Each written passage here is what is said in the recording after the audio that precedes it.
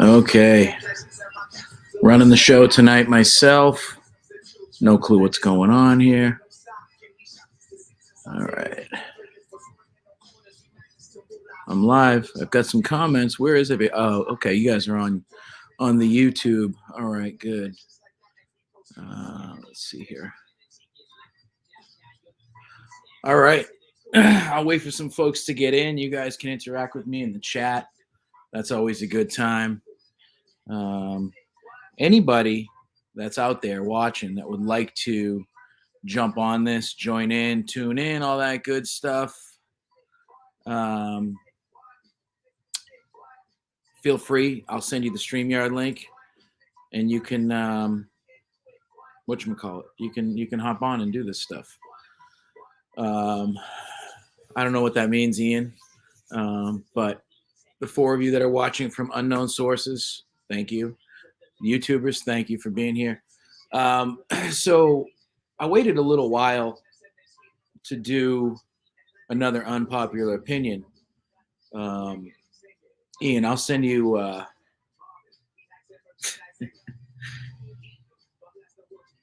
hello dash Kim. Hi, Kimberly.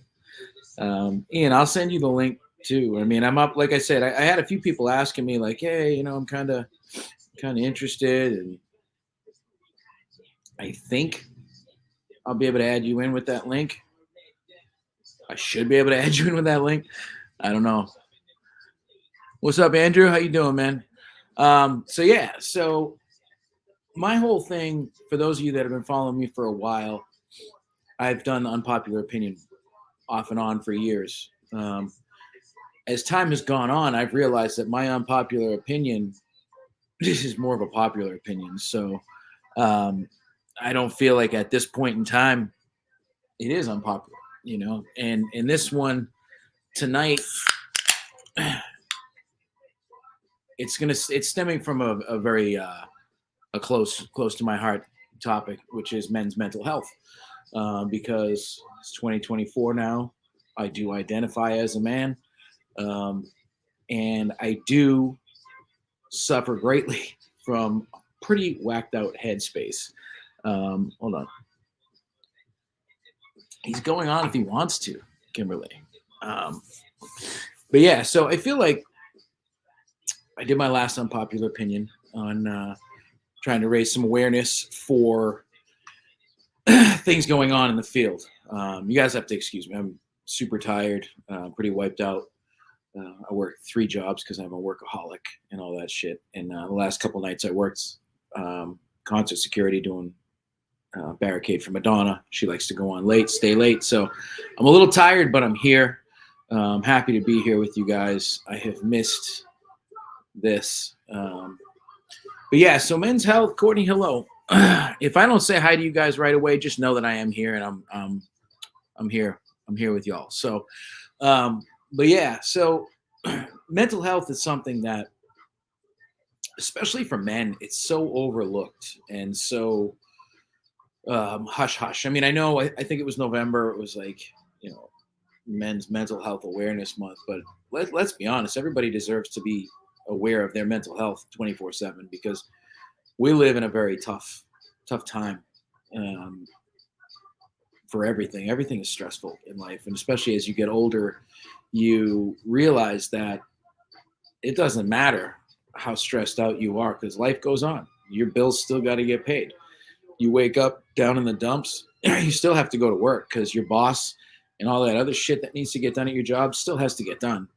So you woke up in a bad mood, big goddamn deal. You still have to fucking work.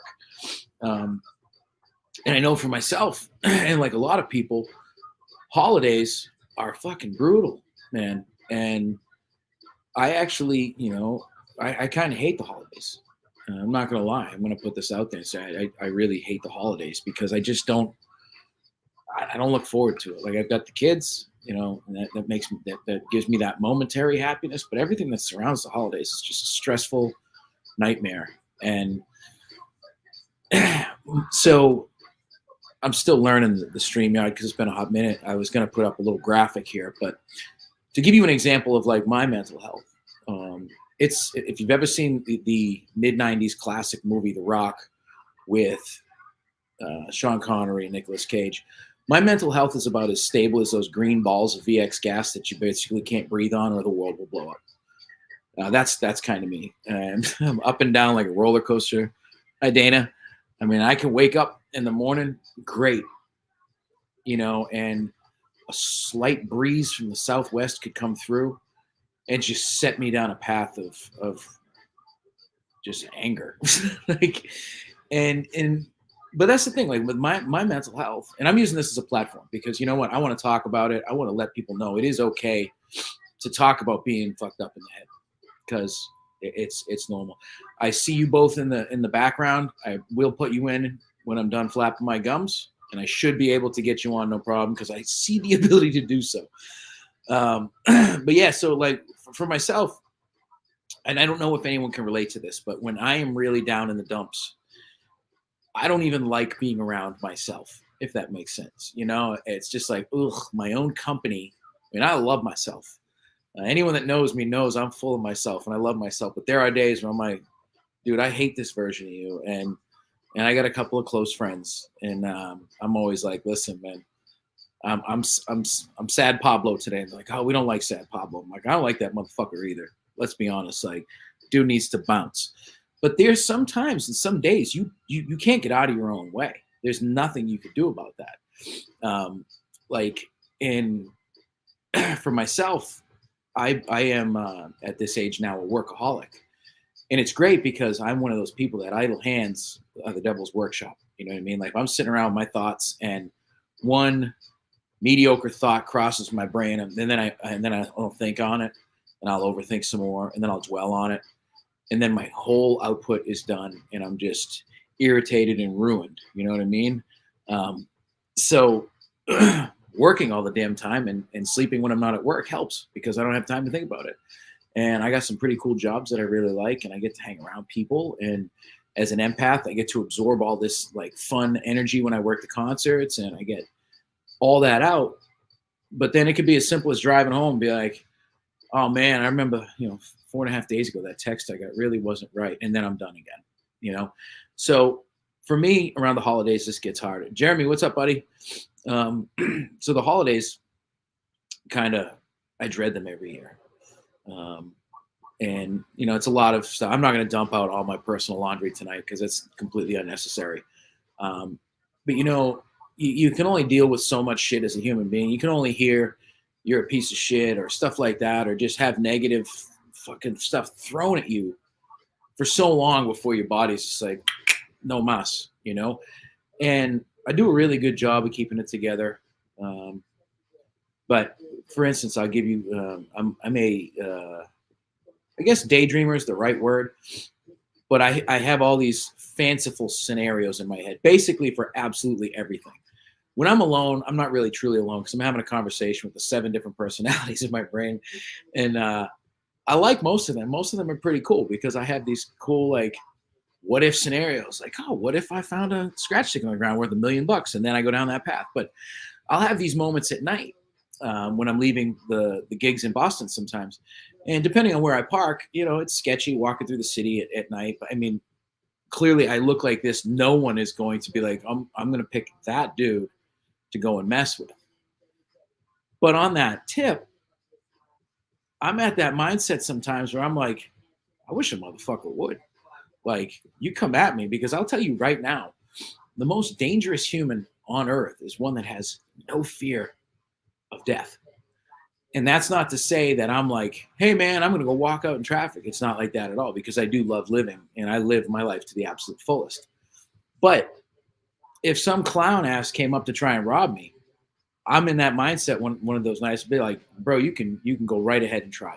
You can do whatever you want. And that kind of mentality is something I don't like having. And it doesn't stay for very long. But, and it kills you. And another thought that I've been taking notes when I get in my weird mindset. And, in the paranormal, we all talk about demons and are they real or are they not? And they are real, but the real demons are the ones that live upside our head. That's where the demons are. And do we let them win?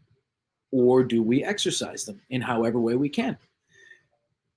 And it's a constant battle for myself, and I know many of you others, to exercise those demons, to quote the great Ace Ventura.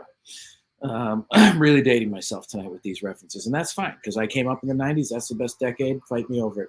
Prove it otherwise.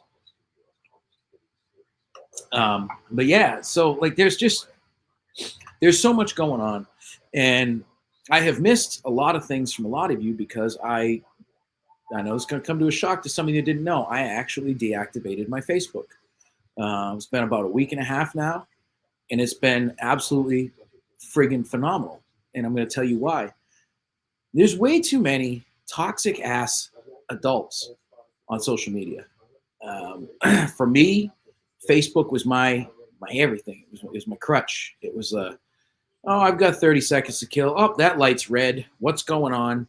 It got to the point where I was consuming all this garbage way too much.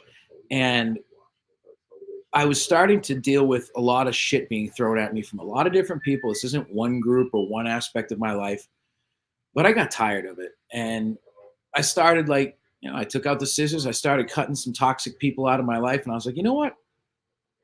While those people are essentially toxic, Facebook is what's toxic for me currently.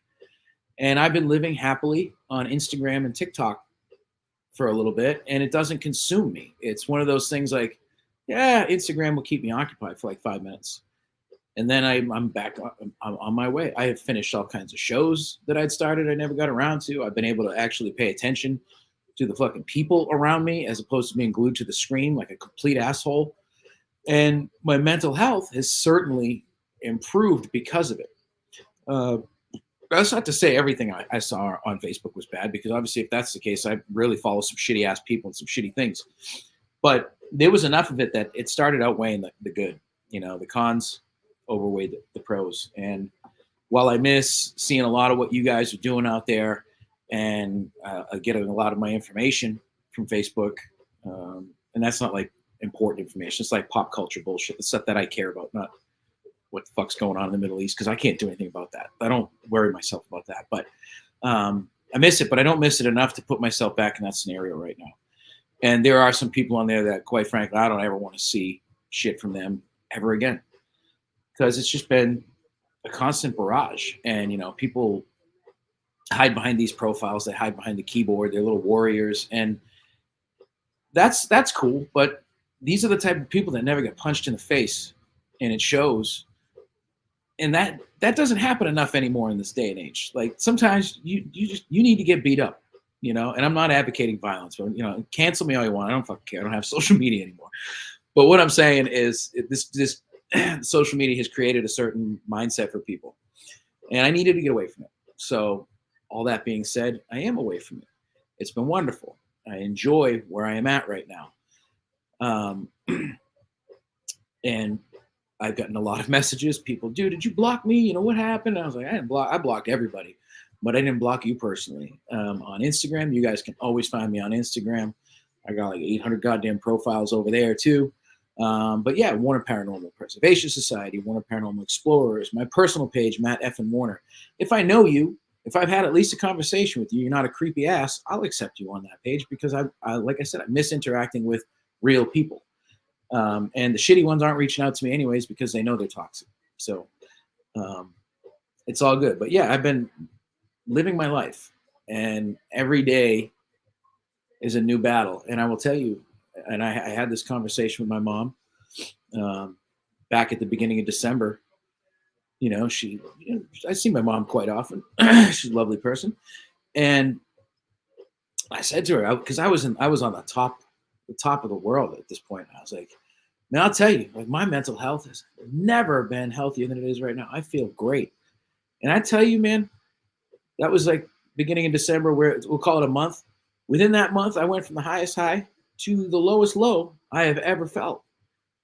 And I told her that I was like, this is some straight up bullshit. Like, I don't want to yo-yo like that. Like, if I'm going to yo-yo, I'd rather deal with fucking weight or some shit that I can. It's like, whatever, put the donut down, you fat bastard. But instead, I got to deal with a brain that's wired all kinds of crazy. and figure that out. And I'm not a person that I don't want to be on medication or any of that stuff because I don't need it. I know what I need, and it's to stay focused on what I can and can't control, and treat myself good and take care of myself. And minus this drink here, which I hardly drink anymore, I've been doing really well. I used the start of the new year, like a lot of us, to refocus all my energies.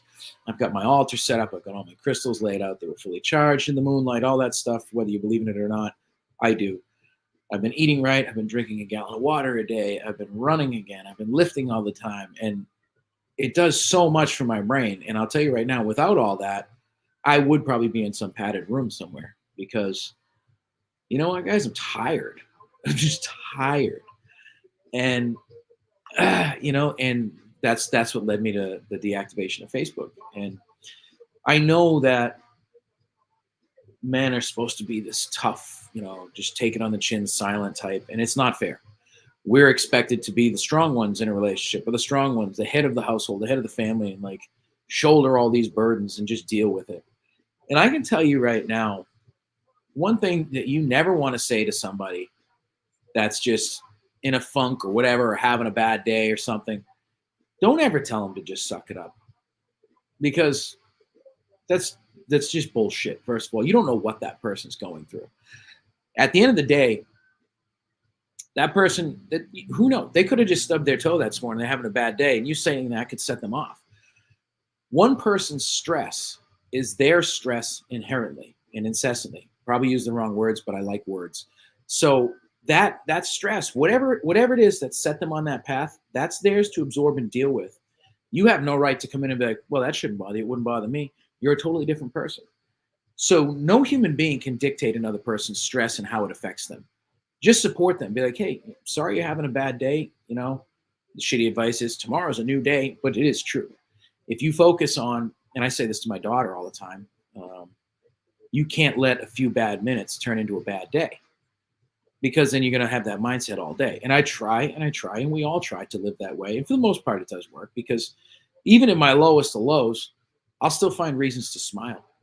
I'll talk to my kids, or I'll be hanging out with somebody, or I'll get a funny text from somebody, or a vile meme from someone that just brings a smile to this cold black heart, and it works. So the key is to not dwell, I guess, is what I'm saying.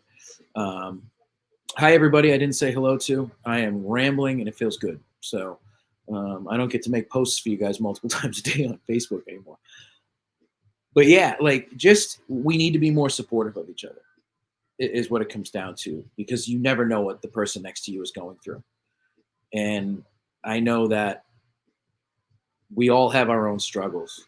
Nobody's perfect. Nobody's super happy with everything they've got going on in their life. And in the end of the day, not enough people think before they act or react or anything like that. One thing that I've started doing as I've gotten older is, when I'm fired up or I'm in a zone, in a mood or something like that, what I do is I wait a minute or two before I respond.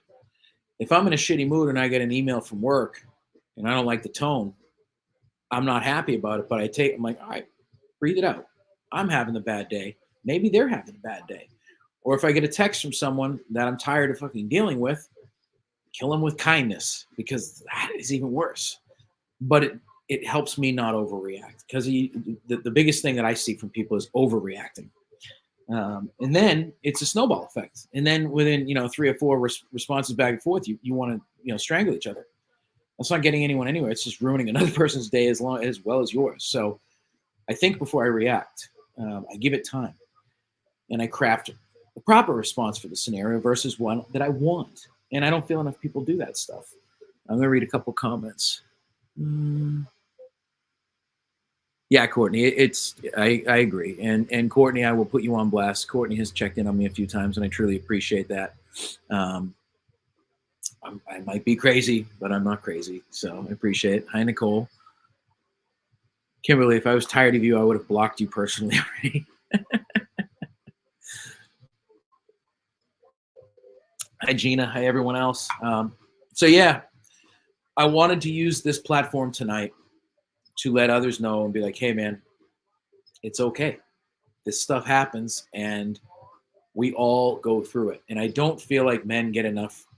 I don't want to use the word respect because that's not the word I'm trying to convey out here. But I just feel like men's health is so overlooked, and it doesn't need to be. And I want you to know, guys, ladies, whoever's watching, it's okay to reach out to another dude and be like, bro, I'm struggling. And I've got some friends in this chat. I've got some really close friends that all guys that, we'll check in on each other and be like, hey, you good? I'm like, nope, not good at all. Like to go play Frogger across the highway. Not gonna, and then you talk it out. Or, like for me, I know for me, what helps is I talk to a few people every single day. I talk to a lot of people every day when it comes down to it, and we all check in on each other. How's your day? Or start off the morning, in a group text, like, hey, good morning, everybody. Have a good day.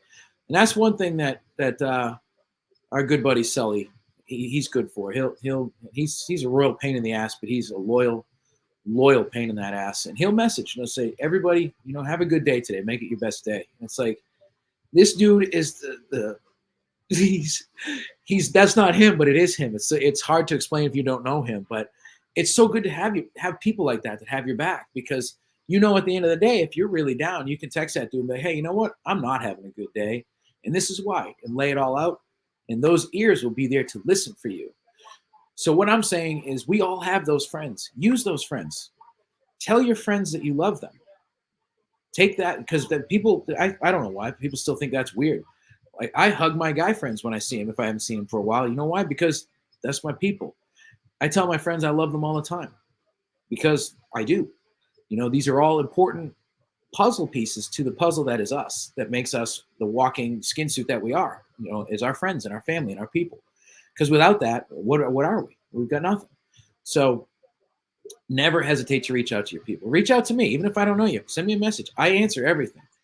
And just don't ever feel alone with any of this stuff. If you're struggling, I'm one of those people. I can relate to pretty much every scenario, because my life is fucking bizarre and deserves to be some sort of mini series on some weird free channel, because I've done and been through some weird ass shit in my 18 years of living.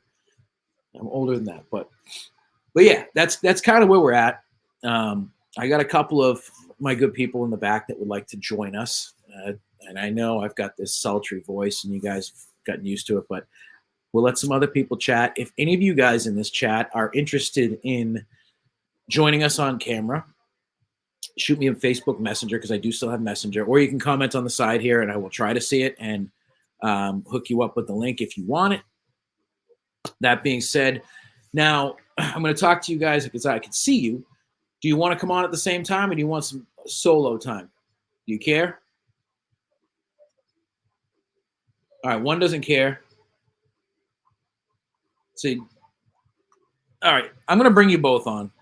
Denise, you're giving me weird hand signals over there. I don't know if you're throwing gang signs at me or what. Now I'm scared. So I'm going to bring you both on. All right. Adding to the stage. Here we go. There's one. There's two. Hey, guys. What's up, people? Everybody. I was trying to say I'm good with two with both. Okay. So what's new? Not much. It's cold. It's miserable up here in way upstate New York, the real upstate, Lower Canada. Yep, get that. So for those of you that don't know, two of my very good friends here, Denise reached out to me prior to the show being launched, because she actually has a background in this. Not head shrinking this weirdo, but a background in mental health and all these other things that go on. And Lord knows, I could use some insight. And Ian is just a head case himself, so that's why he's here. Well, I never said I wasn't a head case. I just said I didn't either. Go along with that. But yeah, for people that do worry about credentials, I do have the pedigree and paperwork. Have been in the mental health field as a behavioral psychologist and neuropsychology for about 30 years now. I've worked as crisis intervention counselors. I've worked just as regular case management. Currently, I map brain activity in people with severe disability and autism. So I'm going to go. Yeah. So, hey. I'm out. I'm out. Like there's I don't know how much I can add to this conversation now. Um, However, that I'm is, not but despite rumors, I am not a guy, so I can't offer that insight. I mean, I know my voice is deep and everything, but I promise everyone I'm biologically present and was born as a female. I think So, Matt used the word guys, sultry. I think you're okay. She good. She good. It doesn't have to be just men representing tonight. It was just oh, I wanted to draw absolutely. the attention that men are kind of expected to just take it on the chin and just deal with life and be the strong ones, you know, and we're the ones that have to figure everything out for everybody else, and sometimes that ain't fair. You know, and you're absolutely right. That was actually one of my talking points that I had jotted down. Um, the data suggests that men get immediate help, but not long term. And unfortunately, men's mental health usually comes as a result of crisis intervention. There are disproportionate number of men in jails and prisons who should really be in mental health counseling or intervention. Um, a lot of men are, I don't want to say afraid, but cautious when approaching the need for mental health because historically you guys have been discriminated in courts of law, like divorce cases, cases of child custody and stuff, where a woman would be granted more leeway as far as, oh, gee, you know, she's had X amount of mental interventions, but we're going to counsel her and we're going to put her and her child in a program to build that family where historically and typically men don't get those options. With men, Right. it's get an order of protection. This is the end of the line. He can't be trusted. And, you know, unfortunately, the data supports what I'm saying. It's not just my opinion. It's just not me talking out of my ass. It's the legal system that's set up like this. So I'll be honest. I actually just started counseling about 6 or 7 months ago. So Matt, when you were talking about this, I thought it was kind of poignant. Time. It was very timely, especially I don't know if you remember it. So I do want to say this one thing before we get into like more professional Denise talk, who's got the numbers, the stats, the skills, and the she's coming over here like the $1 million man on the topic. Um, but I was talking to you, Matt, probably 4 or 5 weeks ago, and you were going through some very ugly shit. Um, and you asked me after I was talking to you about it, you're like, "How are you doing?" And I said something along the lines of, "Nothing that compares to what you're going through. Don't worry about it." And you shot me down so damn fast for saying that. You immediately were like, "Look, just because your struggle's different doesn't mean it's affecting you any less." Mm-hmm. Like you came at me very quickly with dismissing my dismissal of where I was at. I got a wonderful wife in the comments section right now that's been riding with me for the past 45, 60 days that honestly, I've never been that low. Yeah. And you joke about playing Frogger and the conversations you're having with yourself at night. And I was just in a very ugly, very dark, and very dangerous place for myself. And I have a counselor. I have a wonderful wife who, although isn't clinically trained, has been in counseling herself for the better part of 20 years, knows the benefits of it. Um, yeah, you've been riding with me for 20 years, but the past 2 months have been particularly bad for me. Um, but I very much was raised, brought up, and cultured to be the rock, and the rock doesn't break. Yep. And so, no matter how low I am, no matter how down I am, the only the only training or coaching that I ever received for when you're in that place is to look to somebody that's worse off and try and help them, Mm-hmm. which Just takes your mind off of it. which is great because you are actively helping someone. but you're pushing your own mental health to the side, and you're really just burying it so it can fester. Oh, absolutely. And And we, so, like, I'll just say this, Matt, I am forever grateful for just that one moment, man. Like, I know it's just you threw it off the cuff. It wasn't anything that you had really thought about, but you put me in check and you made me really genuinely start thinking about stuff where it's like, yeah, we're all going through different things and we're all affected in very similar ways by different things. And just because our scenarios are really different, or I think I would be faring way worse in your situation, Hmm. doesn't mean that my situation's easy to deal with. Right. And And I'm glad I so, can help you, because like I get it. And I'm one of those people. I want to help. I want to help anyone I can, however I can. Even if it's yeah, shitty heavy lifting, you need help moving a couch, I'll do it. I'll bitch about it, but I'll help you do it because I like to help people. yeah, And I don't like seeing anyone else struggle. And because it's a guy thing. It's like I'll help them out because I don't, I'm not my worry. Exactly yeah, what you no, said. I got my shit together, so I'm gonna go make sure they got their shit together, even though there's a dumpster fire going Yeah. on behind the scenes. We present a lot of the time, and anybody that's met me, seen me, or dealt with me for more than 15 minutes, there's very little lack of self-love on my side of the field too. So it's not always just the people that are like hiding and behind the closed doors and like secluding themselves. I'm a very outgoing person, and honestly, a lot of the time, the more uncomfortable I am, the more I'm reaching for those wild moments, those funny times, those getting other people laughing, because that is my therapy, right? Like mhm. getting Yep. people cracking up, getting people out of their comfort zone, getting people to kind of see things from a different perspective is one thing I do to cope.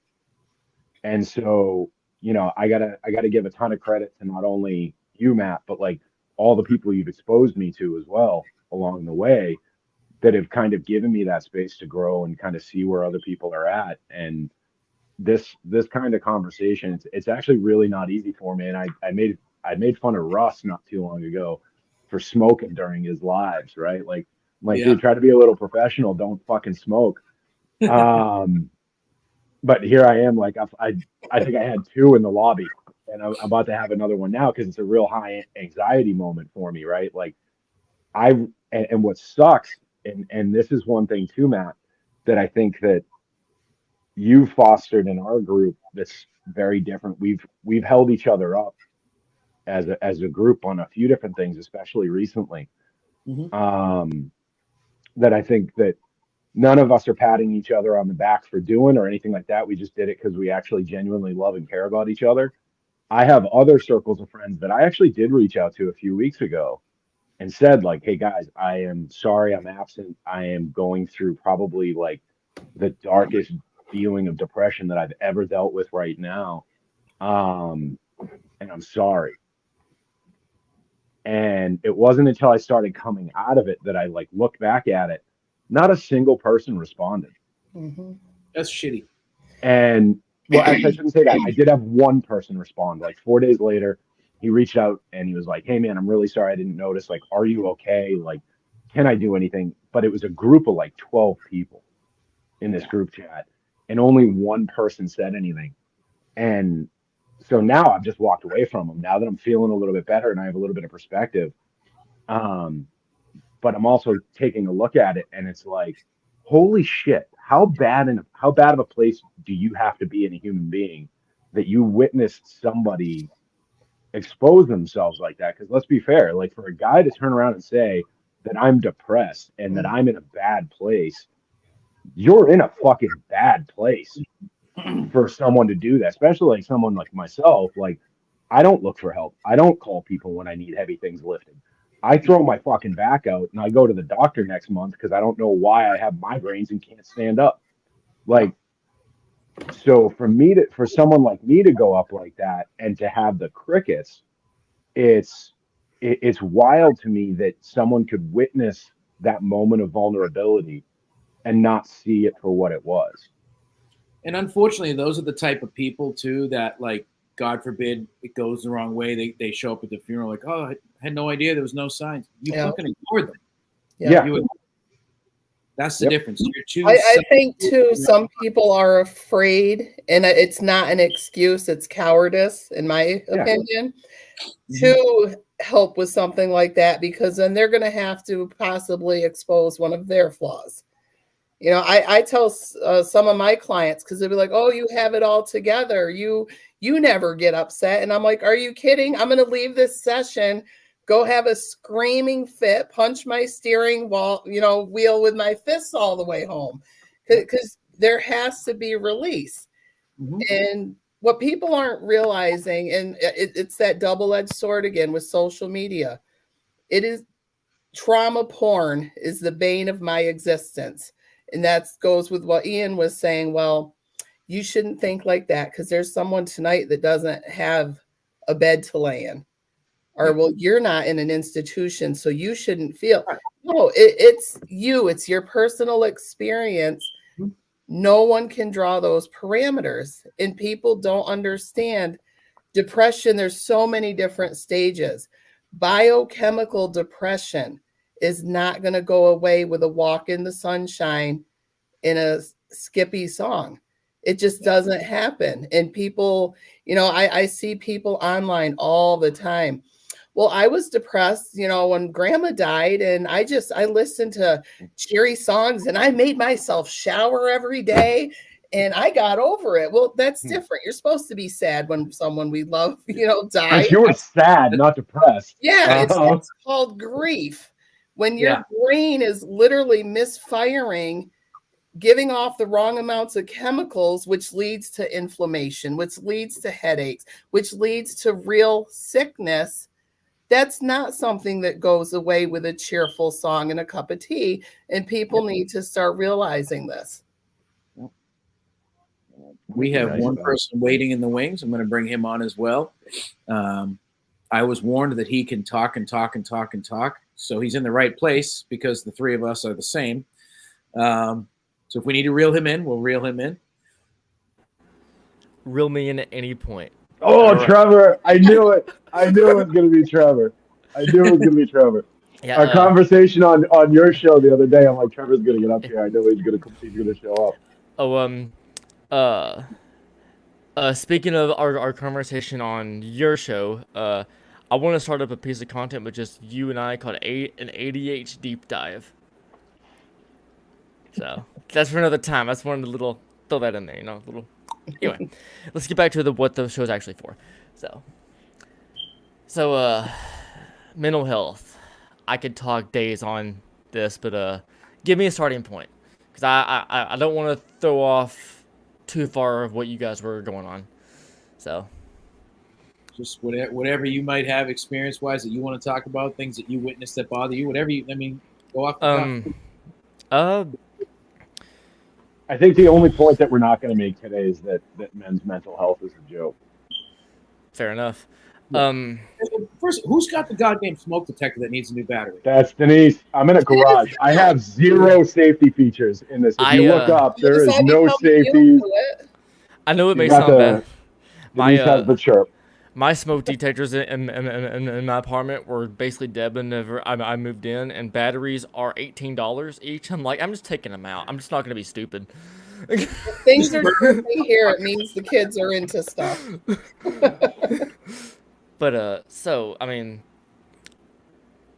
I've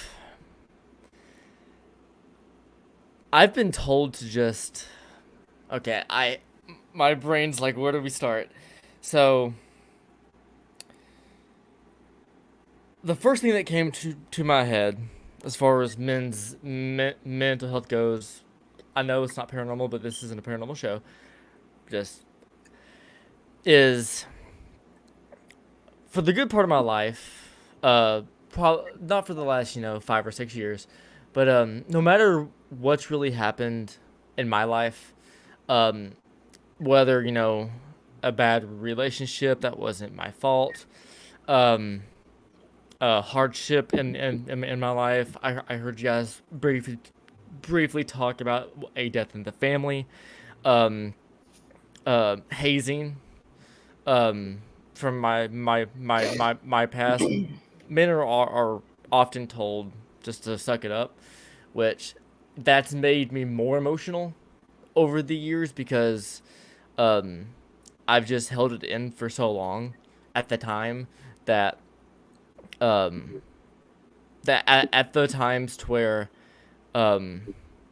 like to take for an example, um, I played basketball for 14 years from elementary school to high school, and I had good skill, but my personality was I was the black sheep of the whole team.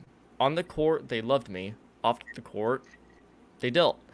And every time I tried to show my love for something to try to fit in, um, they looked like they were taking part, but then I'd go to school the next day and find out how big of a dumbass I was from a friend of a friend of a friend of a friend. And then I would go home, tell my parents that, and their response was, "You're a guy, it'll be all right."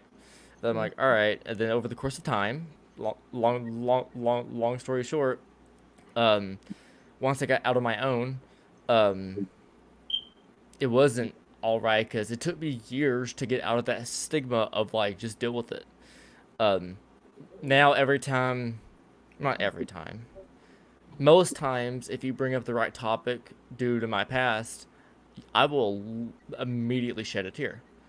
And then whatever topic we're talking about with whoever it is, I will have to pull them over to the side and have to, and they'll ask me why. It's not that, not that they know or that it's their fault, but they'll ask me, it's like, I was why, coming to see what you why were are we over here? I'm like, because talking about. this has been a bumpy ride. Because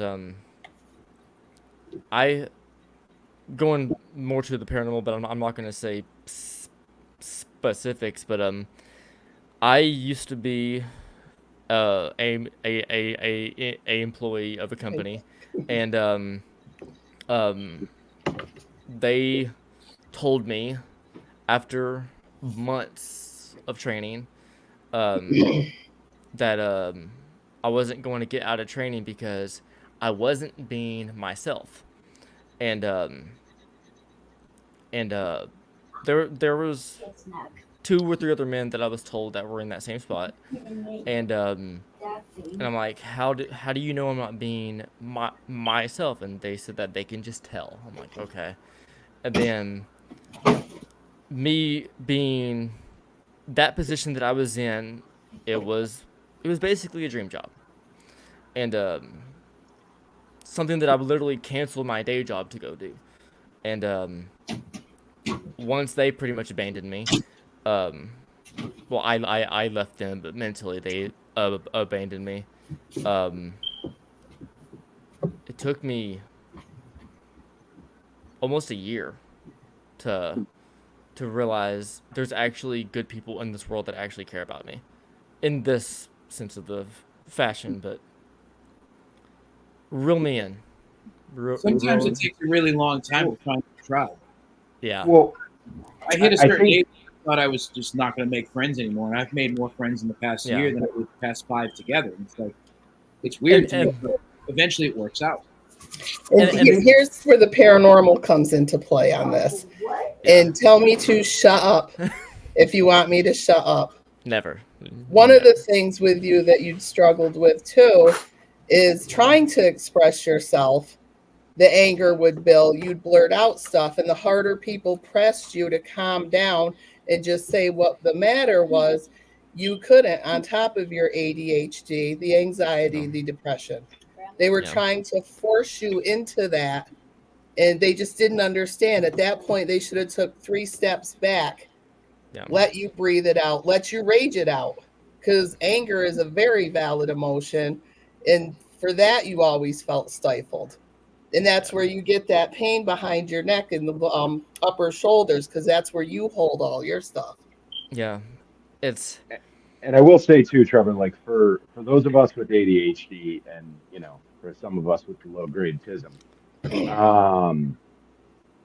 there is a rejection aversion that comes with a lot of it too, right? Like, so the constant fear that somehow you're going to say and do something that might be you, but you know isn't going to be received well Mhm. Yeah. is a very real feeling. And like I'll be honest, like I feel a little bit blessed on the TISM side because uh I don't care anymore, right? Like that Yeah. part of my brain just doesn't function where um the authentic self is something that I have to hide, right? Like Yeah. everyone And that everyone that deals with me on a regular basis gets the performer Ian for a time. Matt, and you've seen this, right? Like, you know, you go to one of our events, right? You are absolutely going to get performer Ian. It is I am interacting with people, I am loud, I'm present, I'm making sure people are having a good time. And then the more you're around me, the more you get to see behind the curtain yeah. where I'm way more calculated, I'm way more thoughtful than most people think. And it's because that performer version of me is my coping mechanism for that rejection aversion, right? Yeah.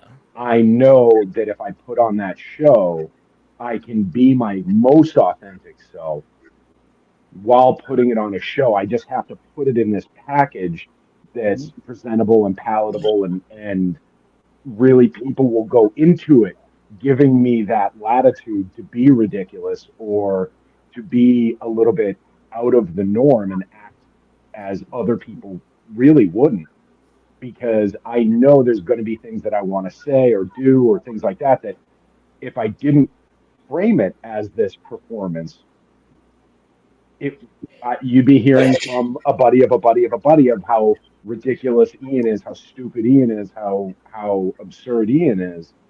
But because of the way that I frame it and the way that I present myself now, it's a form of masking, but it's Absolutely. super functional for me. And you know, it's interesting. You bring up a couple of things, and I think that there's a lot of shared experience on especially on the ADHD side Yeah. with that social depression, right? Like Yeah. where every social interaction, no matter how good it is, you walk away like shit, did I say this? Did I do that? Like, what the fuck happened? Like, what I'm you end up like running through every single thing that you said and every single thing that you did, and you hyper analyze yourself and you go down that rabbit hole and you just beat yourself up the entire time. You're hitting every wall as you fall down that rabbit hole. yeah. And I think for me, like a major turning point for me was actually joining the team in the company that I'm at now where my boss, like she asked me if I'd come work with her. And I told her, look, I'm sitting in a meeting with her and I go, you understand that you are hiring somebody that has multiple HR cases because I run off at the mouth. I have ADHD. I have a little bit of autism. I don't understand all social circumstances, but I'll work my ass off. And her response was, I want you to be the most you've ever been in a position. But And you found a good place. she opened up this space for me to really embrace who I was. And I have these Matt, like I have these conversations. Like we have morning texts on our team that are like, "Hey, how's everyone doing?" And it's not this bullshit lip service like, "Hey, corporate job, hope everyone's doing great. Mission critical at noon." It's genuine compassion and concern. And when we have an issue, the team rallies around everybody and really supports each other. And then with my son, I'll tell you right now, my wife can attest to this. Kim will preach this for I don't even know how long. Uh, she watched me cry once when my father died, and I'm pretty sure that was it until about 3 or 4 years ago. And I used to tease her so damn much. She can't watch the movie, what is it, Inside Out, about the little girl's Oh emotions. yeah, Yep. Yeah. Yeah. That's a Bing rough. bong, bing bong, bing bong. And she is just in tears. And I used to tease her about that. I'd be like, "Oh, I can't watch a kids movie with Kim. She's gonna break down. She's gonna start crying." Me and her niece used to laugh about it all the time. And now, over the past like 3 years, one thing I've noticed is I'm watching some of these movies with my son, and I'm like, Yeah. "Yep, yep." We're gonna get past this. This too shall pass. I do the exact same thing because I'm not a big fan of kid shows, but I will cry my ass off to like some NCIS or Law and Order. Yeah. Yeah. And So Kim, I kids- didn't tell you. I didn't tell that story to embarrass you. I told that story because it was pertinent. Oh, But in the long run, that's a beautiful thing because without so many words, you're modeling to your son that it's okay yeah. and healthy to express emotions. Well, I think Hell, that, and to Matt's point, right? Like earlier when you were saying about how we're trained and how we're raised and we're told to suck it up and walk it off. Um, I absolutely am a walk it off dad for physical injuries. oh, but yeah. Oh, well, yeah, Like I'm the a kid mom. gets scratched, he hits a bump, like walk it off, kid. You're fine. Yeah. But meanwhile, this little girl called him a loser on the bus, and I'm like, what's her fucking name? You ask her. You ask her next time you see her what she's doing with her dad next weekend on visitation. You ask her that next time she calls you a loser. Like, and like I go for the throat on people that emotionally go after my son because it's just like it's such a weird place where like my sister, and if she's watching this, I doubt she is because she's got better shit to do than watch her little brother on a podcast. But she was emotionally violent. That's the only way to put it. She had no physical, she could not instill physical fear in a goddamn soul. But if she doesn't walk in a room and instill just a general terror, you don't understand who's in the room because it was just this constant emotional mental violence. And now that we've grown up, we've talked about it and we've really kind of we've grown as people because of it. Um, but that was always like I remember I was like 5 years old, 4 or 5 years old, and they bought one of my cousins a dress and they pinned me down and made me wear the dress and took pictures. And I was like, that's fucking abuse. I was screaming the entire time. The pictures like I'm bawling, I'm crying and everything like that. We are rather And good at psychological warfare. well, yeah, because those scars don't heal. So I mean, those were the kind of things that we were told to just shake off, quit being, you Yeah. know, I love my father to death. He did everything he could for me. He did the best he could for me. And there's no resentment whatsoever about anything that he did for me. But he was absolutely the guy who, like, where he's like, well, why the fuck didn't you fight back? Why are you complaining? You let him do it. Now, meanwhile, it's two 13-year-olds against a 5-year-old. Like, so we're expected to have this degree of strength, this physicality that can overcome any mental or Yeah. emotional issue that we're going through. And it's Yeah. just, it doesn't work like that. I had to laugh with you, not at you, when you were talking about your job with like HR, and it just Yeah. highlights another difference between female and male mental health. You come with a disclaimer. I probably have an HR record that looks like an old encyclopedia set. The file's that thick, but you would My have first to announce year, it. my Oh yeah, new I have role. this, that. Me, I'm a female, so it's just she's a bitch, but it's accepted. Yeah, I'm a threat. Yeah, but I'm just a bitch. Just ignore me. Hell, I'm not saying I don't benefit from that, but again, it just highlights the difference between men and women. back in elementary school, this is the first out of maybe 4 times that my parents like actually like went to the school and did something. You probably can't tell it now because I've trained my body very well to get rid of it. But and me and Ian had a conversation on what this actually is. But just for the sake of the conversation, I have a speech impediment. I have a stutter, and Yeah. so back in elementary school, it took me a solid 2 minutes to say a sentence. It was bad. And granted, everyone thought it was funny, but not funny, haha, but funny, huh?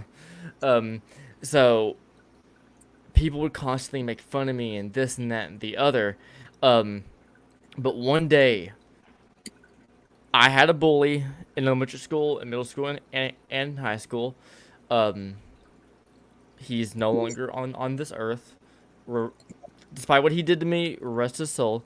But back in elementary school, we were in like this after class heart to heart thing. It was where like usually you had teachers that watch you at the playroom while your parents come to pick you up, but But it was winter, so we were just in the teacher's the classroom. The teacher was grading papers, and we were doing everything, just not tearing shit up. We were drawing on the chalkboard and everything. And and I'm not gonna say his name, but my bully, he wrote this word on the chalkboard. Don't remember what the word was. It wasn't a bad word. It was a regular word. And I was going to try to say, hey, she told us not to write words like that on the chalkboard. And I remember like it was a bad word for us little kids, but it wasn't like fuck or shit or anything. So I'm like, hey, you need to take that down. And without looking at me, he goes, what are you gonna do about it? I'm like, nothing. But take it down. The teacher said no, and go back and forth, and then eventually I get pissed and I raise my voice. I didn't touch him. I was 5 feet away. I raise my voice and then I say the teacher's name. I go, hey teacher, he won't take it down. That's when he comes. This guy was like solid 200 pounds more than me. I was like 98 pounds. He goes, I told you not to say anything. He comes up to me, picks me up by my shirt, throws me in the air, and I smack into a desk, and I go unconscious for like 30 seconds. I snap back into it, and that he gets suspended for a week, I think. But obviously they had to call my parents, like into school. They hear everything, and they say, oh, I'm sorry this, I'm sorry that. And then once I get home, they put ice on my head, and then I said, can I stay home from school tomorrow? And they said, is he suspended? And I go, yeah, for a whole week. And they go, well, then you should go back to school. If he's not there, then you should be safe. And I'm like, all right. I go back to school, and he showed up anyway, because we don't have security or any type of system to pay attention to who comes in. And then so then he encounters me in the bathroom. So then this is the only fight I've ever got into while I wouldn't really call it a fight. I took the cheap way out. But he encountered me in a school in the bathroom. Then I go, hey, what was that? And he goes, what? And by the time in the 2 seconds he takes to think about it and look around, I kick him in the nether regions, and he gets sent down. And then I actually get detention for 3 days, and now they care to pay attention, and I get detention for 3 days. He never got anything. And so then I go home and be like, Mom, why didn't anything happen? Then he goes, it's over and done with. Just ignore it. And then I'm like, okay. And then years pass. He passes away, and let's just say I wasn't mad. So, That's karma. yeah. Yep. But yeah. Whole like let it go stuff. That's how our generation was brought up. It's like, I'll just let it go. It's like, I'm not gonna let it go. It's gonna fester in my head for the next 27 years. One day I'm gonna remember it. I'm gonna see him at Whole Foods. I'm gonna slap his head with a fucking zucchini. You can't live that way. Or I'm gonna build a what is it? The dozer? What is this? Killdozer. The killdozer. I'm gonna fucking build the killdozer in my backyard. Like, I have welding skills. I already have a killdozer. yeah, I am like one bad day away from one of those. Yeah, and nowadays, granted, I'm stronger than what I was when it comes to encountering new situations, new friends, new people. But bring up, I have trigger words. Bring up the right word, and granted, you won't know the trigger words unless you like know me in person, get to know me like on a daily basis. Because if we only talk on an online chat or in person once every 3 months, we have so much stuff to catch up on that my personal history won't even come into play. But so there's no scary safe words we can't use around you, like when we meet in person. Like, I don't want to say the wrong word. You just punch me. No, like, I say so many words. I'm bound to say one of them. Just, the only people that know those words are like my mom, my dad, and my girlfriend. The people that like, if we have to have, because we have monthly mental health checks, they can last for 2 minutes. Hey, how you doing? Good. You promise? Yeah, cool, awesome. But then there's times to where we sit down, something's stressing us out, something is, I call it a depression spurt, to where no specific thing is triggering why I'm sad. It's just for some reason the clouds just raining on me. For some reason, I don't know why. It can go away in 2 months. It can go away in 2 minutes. But if I'm like, yeah, I'm sad, and here's why, the ADHD will kick in, and I will go from telling you why I'm sad for the past week to why I've been sad for the past 27 years. And then that's And when that's if where our they, society fails you guys, yeah, because and sometimes there doesn't have to be rhyme or reason. They're so yeah, driven to find out why in that fast cure. And again, sometimes, your brain's an organ. yeah, Sometimes that feeling of depression, of sadness, is literally your brain sending signals that your body, your mind just need a break. And that's the only way it can tell you that. When yeah, we have an infection, we get fevers, we feel blah. That's our brain telling us, hey, there's something wrong with your toe or with that sore. When people start getting headaches, that's your brain saying, hey, maybe there's something wrong inside here. Mental health, it works the same way. There's not always going to be a reason. Why do people get cancer? Why do people get lung cancer that don't smoke, that do everything right? Why do health nuts that run every day and follow every rule die of heart attacks? It's just the body. Looking at It's you, Matt. random. Oh, I treat this temple like shit just as well as I treat it good. Trust me, I got a good balance. yeah, yeah. You gotta keep that, yeah, yeah. And I eat more pizza in Italy, bro. I'm good. and All going right, back to my what grandson, good night. Come here, give me hugs so you can go to bed. and going back to what Ian was saying about like appeasing people and the trauma of that. Um, First off, I would like to preface this. Oh, I Get Haunted, Rob and Sarah, great people, amazing people. We all know that without them two, I wouldn't be where I am in the paranormal field today. I would probably be somewhere worse. But I'll be open and We can't gas them up too much. It goes to Rob's head. true. Not But, gonna, not gonna lie though, pretty much anywhere else is gonna be worse though, right? So yeah. But one thing that I've talked to them a little bit about months and months ago, but due to my extreme past history, not with, not really with a specific company, but with just like from like elementary school to like college, um, no one cared to learn about how I socially like interacted. Now, granted, no 5-year-old to 17-year-old friend of mine is gonna like study my brain. I understand that, but no one really adapted to how I interacted. So over the course of years, if I was meeting someone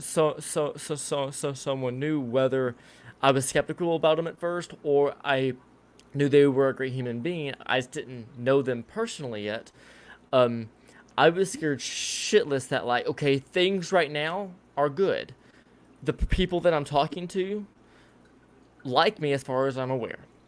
But the second that I send any message, not as much now, hardly at all now with Rob and Sarah, but 3 4 months ago, 3 or 4 months ago, and before, if I if I was joking within a certain group chat, or if I was saying something to a certain person, and I was like, not a risky message, but like, I wonder if they'll find this funny.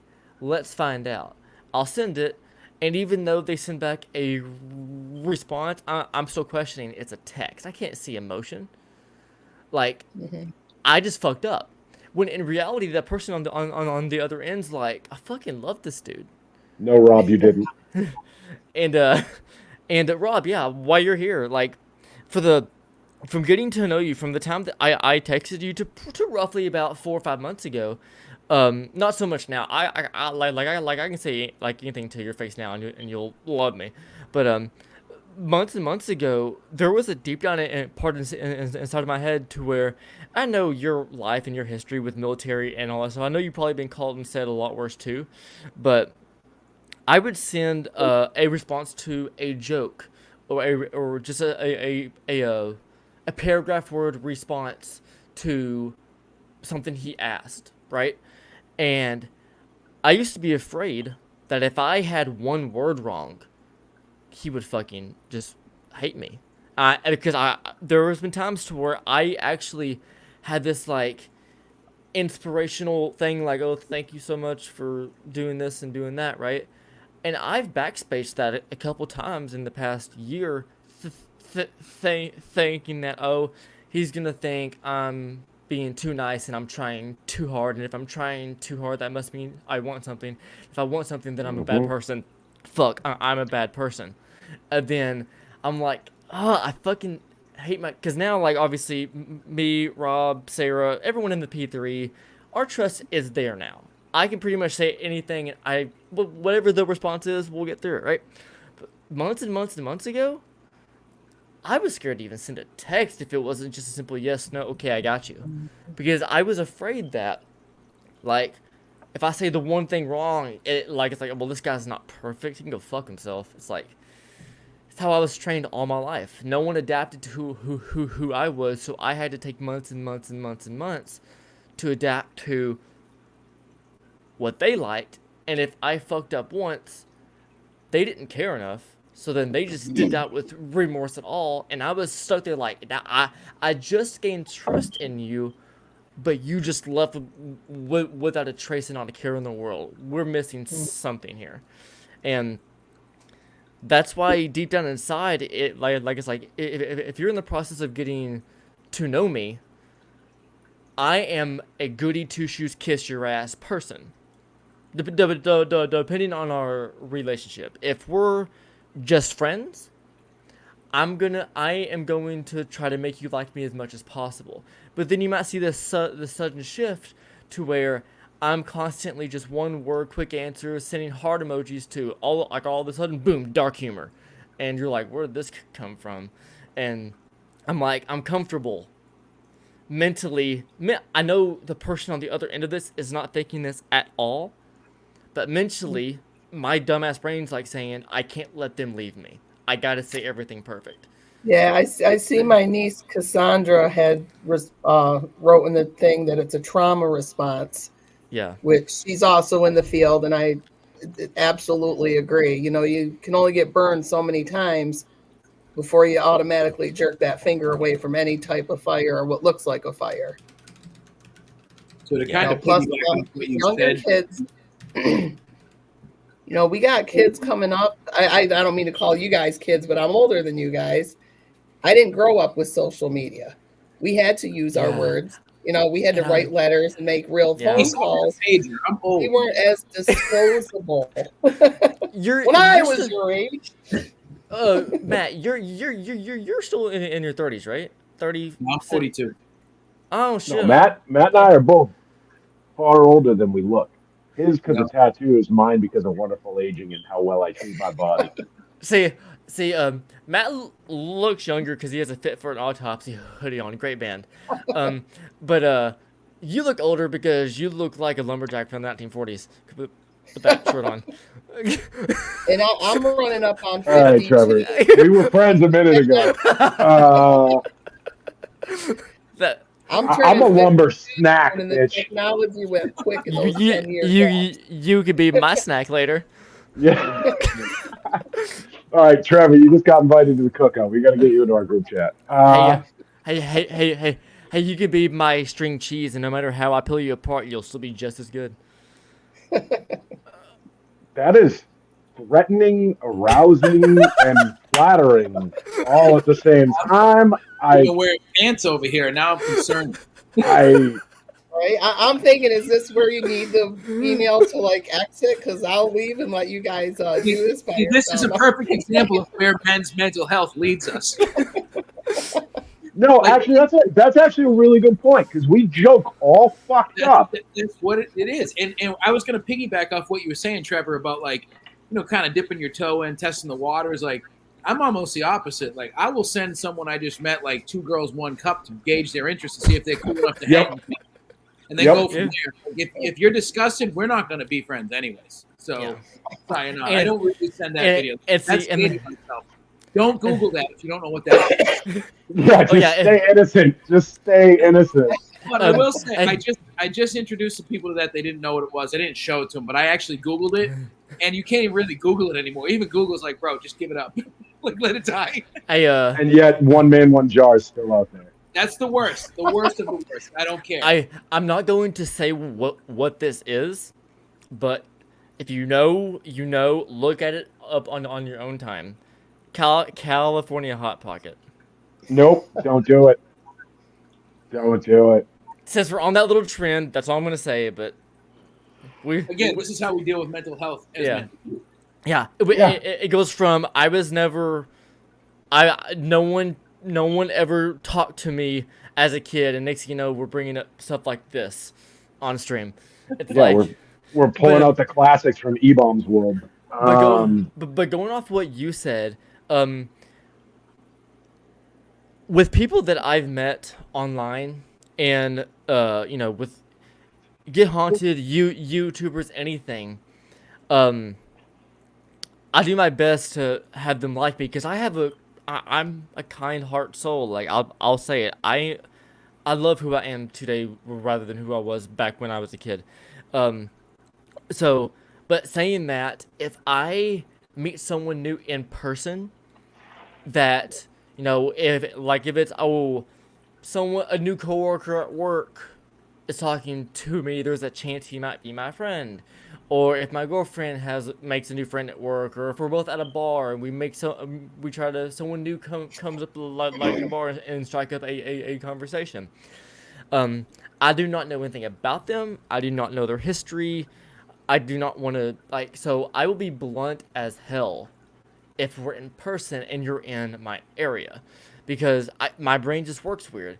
Because if I know nothing about you, I don't know if you're a good person. I don't know if you've killed someone 2 hours before you got here. I don't know. So if you try to be friends with me in person and get to know me from scratch, I'm gonna throw my all out there. And if you don't like me, then fuck off. I should have worn my shirt today. Well, you shouldn't even have a shirt on at all. I want to see those fucking. So were you saying killing someone 2 hours prior is a deal breaker, or you'd get over that once you got to know someone? Asking for a friend. No. My only question is, what are the chances of them getting caught? Yeah. No. That's not the question. There's two questions you have to ask a murderer if you're going to be friends with them. One, why'd you do it? And two, are you telling me because you need help burying it? Oh, did you know the best way to bury a body, right? So you're probably going to give a really bad answer about some kind of like endangered plant or putting No. an animal above it, but that's actually not the best way. Okay, I heard the plant, then you cut out, but I heard mole. Did you say animal above it? Yeah. Yeah. No, the best way to do it is you go over to Lowe's, you grab a 60-pound bag of lime, and you bury the body in the lime. You shave the head, clean the nails, and then you just put them in the lime. And there's nothing but bones within about 6 days. So even if they find it, they're going to assume it's not the right one because it decomposed too fast. But that's neither here nor there. I prefer wood chipper, from what I would gather. That's too messy, man. And then you got to That's pressure wash it before you return it. Damn. I've not killed anyone, for the record. I just looked the part. I mean, you do have a shirt on that says you're fit for an autopsy. I don't know about that, man. Yeah, my own. That's what I said to Matt the other day. I said, Matt looks the way I act, and I act the way Matt looks. Hell, speaking of that, it kind of ties into like mental health and like that's what you like type deal.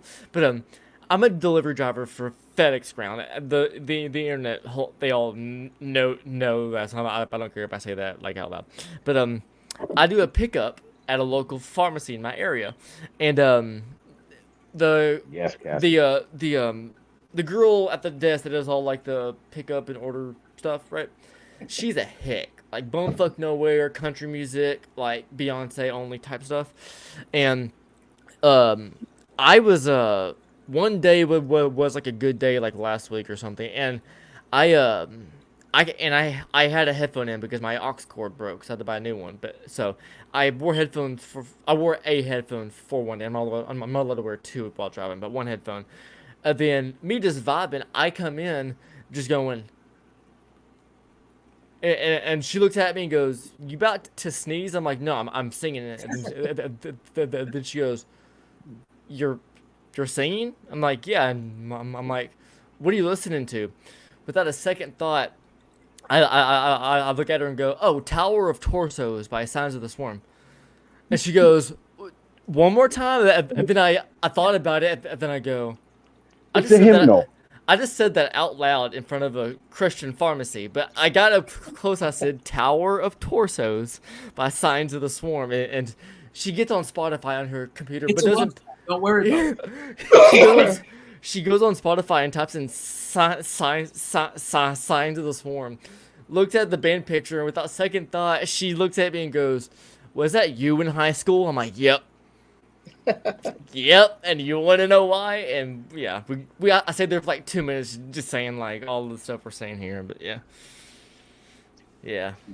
But it's funny to me too, like being I guess like visually putting out there this image is wait a minute, what did I bring up, Kim? Sorry, I'm paying attention. I shouldn't pay attention to the chat at the same Ian time. brought that up. Uh I don't know. Thinking the movie thing, maybe. oh no, the jar. Um yeah, no, that was a point of trauma for me.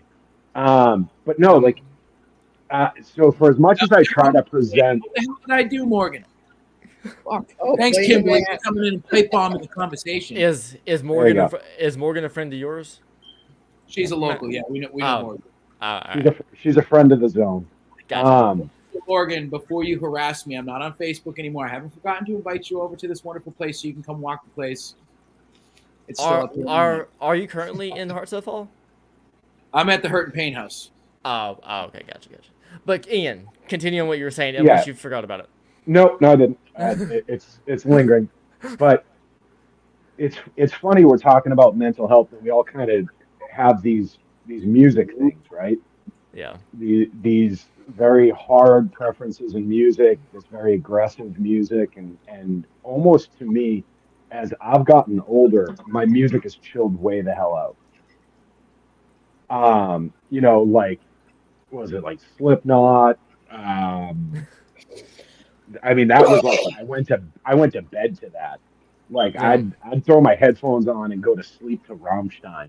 Like that was my everyday. And as I'm getting older, and I think as I'm learning to cope with my own issues and kind of process some of my own trauma and stuff like that, I've found that I'm pulling away from a lot of that music.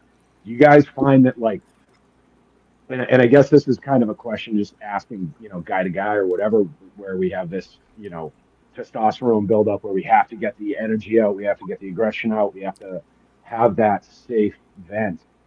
Is that what you're using it for, or are you using that more as a crutch to some of the anxiety or some of the frustrations that you're feeling? Are you using it as a vent, or are you using it as a validation? I'm using it more as a And Matt, I want an as answer from you on this. as a event and as a meditation. So venting in two ways, both like mindset wise and physically, both the gym and meditation, because over the past 3 years, 3 years ago and before, I came to terms and figured out a lot of stuff in my life. 3 years to present, I've had some great friends help me figure out a lot more stuff, and I think I'm probably the most content now that I ever will be. Um, and one thing I've noticed in the past year and a half to 3 years is that back when I was a kid, let's just say from like the age of like 6 to probably 13, my dad's a beach bum. All he ever listened to was Jimmy Buffett. Been to 20 of his concerts. A little fun fact there. So I know every lyric from almost every song, and Jimmy Buffett's like opposite of Tower of Torsos. So like, and I would imagine. I've never heard Tower of Torsos before, but I would just assume that it's a little bit different than Jimmy Buffett. Yeah. So I was listening to like Jimmy Buffett, John Cougar Mellencamp, John Prine from the age of like 7 to 13. Oh, I love John Prine. Yeah, and so then once high school hit, I was like trying to figure out who I was. Anger, confusion, identity crisis, all that stuff was going in my, like into my head, and what my basically a brother, but technically my cousin Cole, Cole, for some reason, if you're watching this, hi, you're not, you don't give a shit about the paranormal. Anyway, me and him were hanging out at a sleepover at his house, and I was playing games on his PS2, and he was online doing something. And he goes, then he goes, "Hey Trevor, do you know what metal is?" And I'm like, "The material or the music?" And he goes, "The music." And then I'm like, "Yeah, that's like Hollywood Undead, right?" And he goes, "No." And I go, "Okay." So he pulls me over and shows me Inside the Fire and Hell by Disturbed. And then I'm like, oh shit.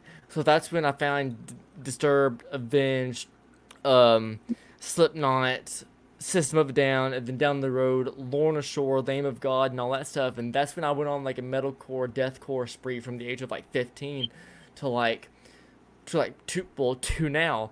But that's all I would listen to up until I was like 25.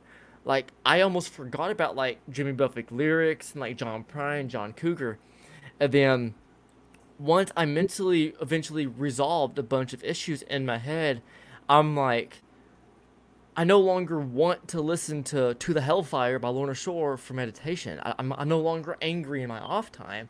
I found peace in my head. So now it's like if I'm at the gym, if I'm at work, if I want to pump some iron, put some pep in my step, then metal. But if I'm editing, meditating, prepping for a show, and I want to get stuff done, but I want to relax and just like not worry about anything except what I like, then Breathe In, Breathe Out by Jimmy Buffett, Coast to Carolina by Jimmy Buffett, Rain on the Scarecrow by Mellencamp. It's just... Come on, he went to Paris? That's not in there? He went to Paris, last Mango in Paris. Yep. Chasson Pole, Petits Enfants, Chasson Po Tu, Lemon. Song for the Children, Song for the World. Like, that stuff is, like, resonating more with me than it ever has. And I kind of self-reflected and thought, like, oh, shit. Like, and I'll get a little bit more personal here.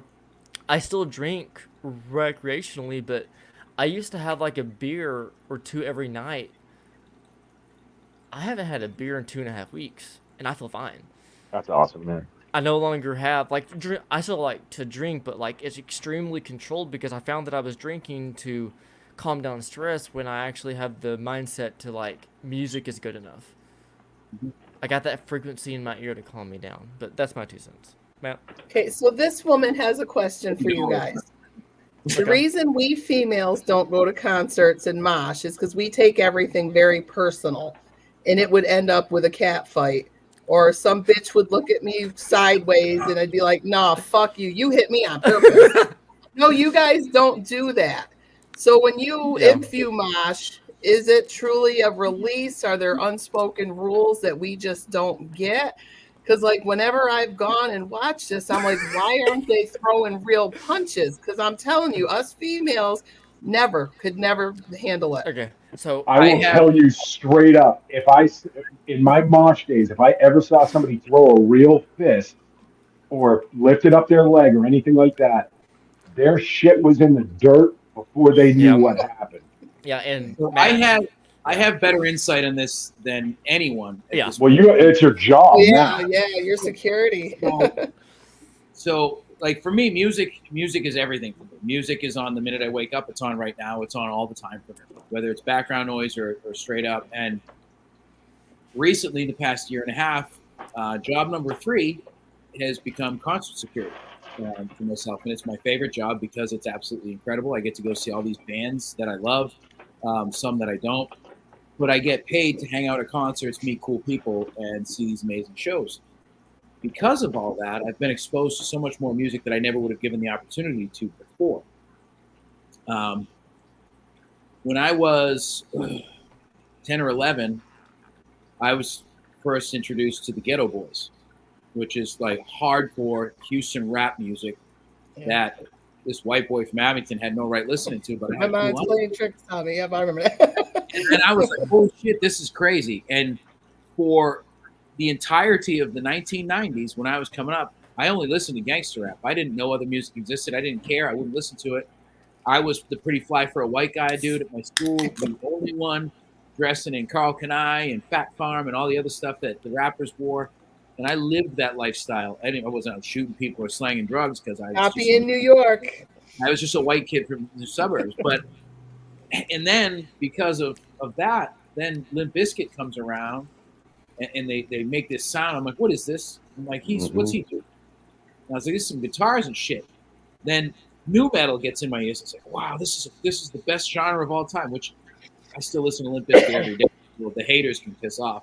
Hey, you know what? You shit on. It's like Nickelback. Everybody loves shitting on them, but nobody will turn it off. Yeah. I love Nickelback. So Look at this graph. I have a very varied taste. It's Wednesday today, Woo Wednesday. Every Wednesday of my life, I listen to Wu-Tang all day long. I have been for 30 goddamn years since they've been around because they're my favorite.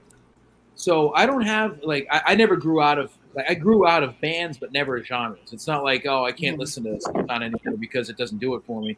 It still does. But what I will say is from doing all these concerts, now I like country music, which is my daughter hates me because of it. Like loads of my is when Morgan Wallen comes on and I got my shitty fake twang singing along to every word. She's like, turn this off. I was like, oh, turn it up. You got it.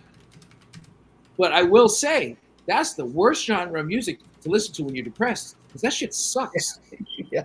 It's like, oh, I'm sorry, you want me to take myself out back and old yeller myself? Oh, I should turn this off. Okay. Well, so that was the great thing about new metal, though. It was taking everybody else out back and old yellering them.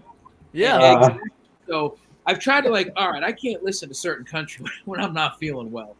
But music can do that. It can transform you any which way. And then to touch on the crowd surfing, well, not crowd surfing, that's my thing. But the moshing, all the crowds, I have dealt with every type of crowd there is. And I will tell you right now, the metalhead community is the kindest, nicest people out of all of them. Because, and there are plenty of women that mosh, women that crowd surf. That's how they get out their aggression. And they're not punching people. They're just letting out their energy, bouncing off people and enjoying it. And if you fall down, everyone picks you up. The band will stop a show. They'll pick you up. I don't ever deal with fights at metal shows. I deal with fights at shitty rap concerts with shitty 20-year-old kids that don't know how to drink and drug. And these people cause issues. And I'll dead ass honest, the worst demographic of people to deal with at concerts is drunk women. No offense to your kind, Denise, but you speak it. You guys are out of control. So, the metal community is a great my community. mutant power. Just to jump on that, Denise, real quick, I will tell you this, and this goes back to everything we've talked about today. Men are told to just suck it up and not take it personal and let it go. Yep. And so that conditioning carries forward, I think, into that mosh scenario where nothing is being taken personal. We all know that it is not personal in that circumstance. And I think it's funny that, we have women commenting that there'd be a cat fight. I'd take it personal. And really a big difference between, I think, in the mental health space is men are conditioned not to take it personal, to move on, to get past it, to keep moving forward. And one of the things, Trevor, you said too that really irked me was you are the most contented you will ever be. Mm-hmm. And speaking as a parent right now, I don't know a world in the future where I would ever be happy that my son was content. Yes, absolutely. I will tell you, my sister was never trained to be content. My wife was never trained to be content. My nieces aren't trained to be content. I was. Absolutely. Be happy with what you have. Yeah. Be What content. what I mean Yeah. with Oh, being Trevor, I'm not criticizing you, man. It's language that we were trained to use. I'm Yeah. sorry. I but think, what and I And think Ian, what you're saying, go what, ahead, what Tony. Ian's saying went back to what I was explaining earlier with the society, with the bases and everything. Again, like what you just said, in a relationship, we women are geared to don't take that, walk out, take the Mhm. kids and go. Yeah. Men are, so I can't believe you just walked out on your woman and the kid. You Yeah. abandoned them. Yet we're You not hear that, Kim? Yeah. You thing. hear that? We don't put forth that effort. Yeah. I'll tell you straight out, maybe my view is skewed. I was raised by a single father in a time when it was absolutely And that's a very unheard of. different upbringing than most. Yeah. Oh, absolutely. And I was trained not to take shit, but I also saw the shit that this man took. You had social workers, the school nurse. God forbid one of us girls showed up at school with a normal childhood bruise. We were called into offices and grilled because they just knew it had to be him. We had people meddling in our business that swore a man couldn't raise a female, that he must have had ulterior motives, that we had to have female influence in our lives, which was bullshit because that man walked on water as far as I was concerned. We were very well treated, never abused in any way, yet he was always the wrong one. Yeah. Why my mother left us. Yet my father was maligned by society because just being the man, it had to have been his I just said, fault because he didn't try hard enough. Mhm. Go ahead. Rant over.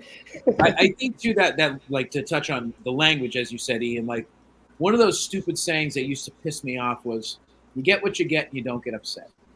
Yes, And yes. but I realized growing up, like I wasn't, my family wasn't wealthy. We weren't, poor, but it always looked good to me. But I think that stems from an upbringing of lower income or lower middle class. It's not meant like, hey, you know what? Let that dude punch you in the mouth and take it. It's more geared towards other things, but it preconditions us to use that saying for every aspect of our life. Like, oh, I didn't get the raise, but at least I've got a job. No, you get the raise you deserve. Put yourself forward. So just to kind of touch and relate on that, I think that might be where it stemmed from, like 80s lifestyle. I don't know. Well, and I think too, being a guy, one thing I've talked to Kim about too is like what I see my worth as, or what I perceive the value I bring to the relationship is, Hmm. and it's monetary, right? Like Yeah. you get into that mindset of like you don't you don't understand what you're delivering to the people around you. And when you have to self-reflect on it, the only thing we've ever really been taught that we bring of value is I can make the grocery run in one trip Mm-hmm. and I can make sure that they're paid for. Those are the Yeah. two things that I bring to the house. If the light bulb's out, I can switch it. If there's a spider in the bathroom, I can kill it. Nope. But there's no, come on, man up, Trevor, man up. As Uh, a single father of two kids with two different people, I am basically just a paycheck in a lot of circumstances. Yeah. And that sucks dick, dude. Like, I offer a little bit more than that. Like, I'm a great father. I love my kids, and I'm capable of doing a lot more. And that's not to say that I don't get recognized for a lot more, but on paper, that's literally all it is at the end of the day. If you're not that custodial parent, it's like, nah, dude, just get some money from that dude, and it's I hate that shit. It's not fair because you can be dragged, you can get your ass dragged across the carpet if you don't give enough money, or if like it's not like money isn't everything. It's that interaction, it's that compassion, it's that spending time, the quality time, all the efforts and everything else that goes into it. But so many people just focus on the monetary insertion that you give in someone's life when it comes to that stuff. Yeah, and it's odd you bring that up. Health has gone down the trash, folks. But well, My and I mother think too was that never go ahead. expected to pay child support. at Yeah. all. My father didn't get a dime because even back then it was almost like he had to accept custody of us kids as the gift.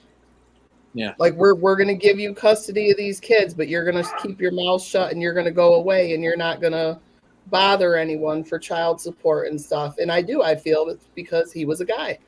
Mm-hmm. Well, and that, Matt, one of the big things too that I think is, especially in a circumstance like that, right? Like you just being the wallet, even though you want to be more,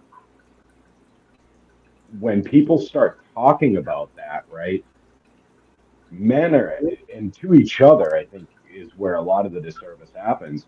Is if a guy comes up to me and is like, oh, I just get treated like a wallet, like I got to make this child support payment, blah, blah, blah, blah. I don't get to see my kids. I have to train myself not to be like, well, what the fuck did you do? Mm-hmm.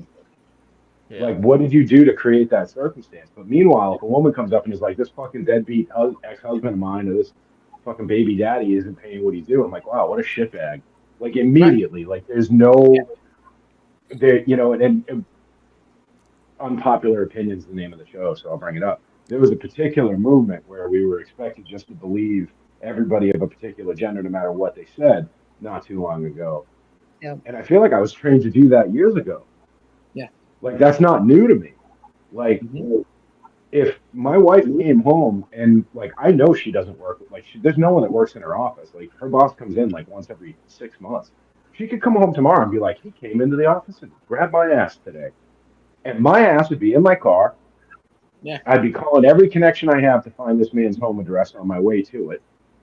And I'd tear him out of his fucking living room and beat the shit out of him on his own front lawn without even asking him a question.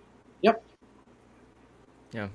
And, so we're trained not to trust each other as men. Mm-hmm.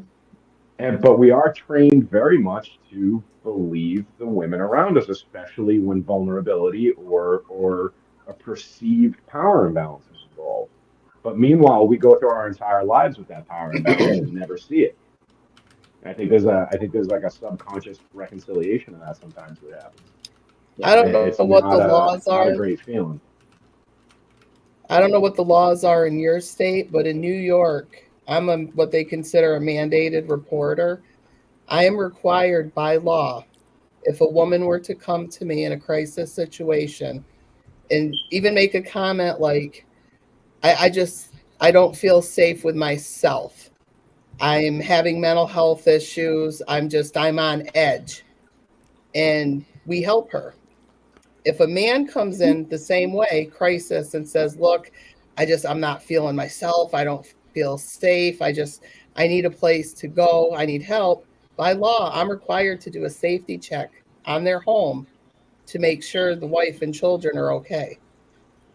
But not But if again, it's if a business, woman does it? comes first, I'm not required to do that same safety check. And And that's a what's law. wild That's to me by is in law. Massachusetts, here on the South Shore of Massachusetts, we've had a hell of a run over the past 2 years with I saw women that that one aren't case. feeling great. And that's terrifying that it is super gender specific like that. Yes. Yeah. We have come full circle. That's what the whole show was about, basically. Yeah. It's just the stigma around men's health and how it needs to stop and be recognized as a thing for what it is, because we're all wired differently, but we're all put together from the same scrap pile of parts, and there's no reason a man's brain can't be as jacked up as a female's. And we should be respected and treated and taken care of as such in all facets of the world, and in all aspects, we should get the same care and treatment. Unpopular opinion, Matt. I don't want to take credit away from where credit's due, but I don't know if we can ever get as crazy as women. I'm putting something into private chat. If you want to talk about it, you can. That was a joke. Please don't cancel me. I don't expect you to talk about it, but there's a piece of my. I always forget about this private chat shit. Yeah, no, I mean that is accurate. Yeah, we'll probably not touch on that one. Okay. Yeah, I didn't think you. I didn't think. Unpopular opinion. It's a fact. No, it's It is a very controversial opinion too. I'm not going to say it, but that Yeah. We should just have a conversation amongst ourselves about it and let Yeah. everybody guess what we're talking about. That would be I'm entirely canceling you, frustrating for people. Ian. Someone said I'm canceling you. Just as right. You probably message me in 2 minutes. Love you, Kim. She's like 5 feet from me right now, canceling me. But yeah, Trust me, methods are different, but we're right there with you. Yeah. Yeah. Yeah, Just yeah. different methodologies. And not that we were talking about this, but this goes along with another significant thing with men's mental health. It's an unfortunate statistic that more men are successful with suicide attempts. It's not because you guys are trying harder. It's not because you try more. It's the methodology which you use. Men better tend Well, to we use don't have to try more if we're more effective. jumps and stuff, where women Yeah. usually survive at least a couple attempts before success. Oh no, I mean, my mother. Honestly, my mother attempted 8 times before I was 25. So my mother tried killing herself 8 times before I hit the age of 25. The last one, she finally decided to pick up a gun and go for it. Um, Still didn't succeed. Absolutely wild. Um, it's I'm not going to talk about suicide right now. That's a 2 hour. Ian's definitely going to get canceled podcast. Here's Yeah. just my thought on all that. Now, I and this is just me. I'm not a shrink, but based on those statistics right there, and your personal experience, it seems to me that women more or less would do it for attention, where men are like, I've had enough. It's Yeah. almost like So Yes and no. The attention is there. The attention seeking definitely is there. And please don't crucify me and send me PMs. I'm not saying it's attention seeking as a negative. Every behavior seeks attention. all the DMs It about is when I say that, I mean it's a cry for help. It's a cry for, hey, I've and reached that's this what I limit. meant by attention. I didn't Yeah, mean something. no, I'm saying it to the audience in general. Send But all yeah, screenshots to me. I'm kidding. yeah, so I'm going to jump in where on this one, men Dave. tend to just jump right to that conclusion where if I'm going to do this, I'm going to do it. It's going to end today. So I'm gonna jump in on this real quick because I got sent to live with other family members for a time. Like this was something I definitely grew up with. I can honestly say that my mother, in earnest, tried to kill herself maybe 3 times, but it was absolutely attention seeking and trying to prevent a divorce that she didn't want to happen the other 5 times. Yeah. And, I watched my father get tethered to this anchor of a human being and quite literally drown him until he died of a heart attack at 59. That is not all people. That is not all women. That is not all circumstances or anything like that. Excuse me. But there is absolutely a contingent of individuals who are trying to exploit the absolutely. suicide attempt as a way to reel you back in. And as a guy, honestly, like that is a foolproof way of doing it.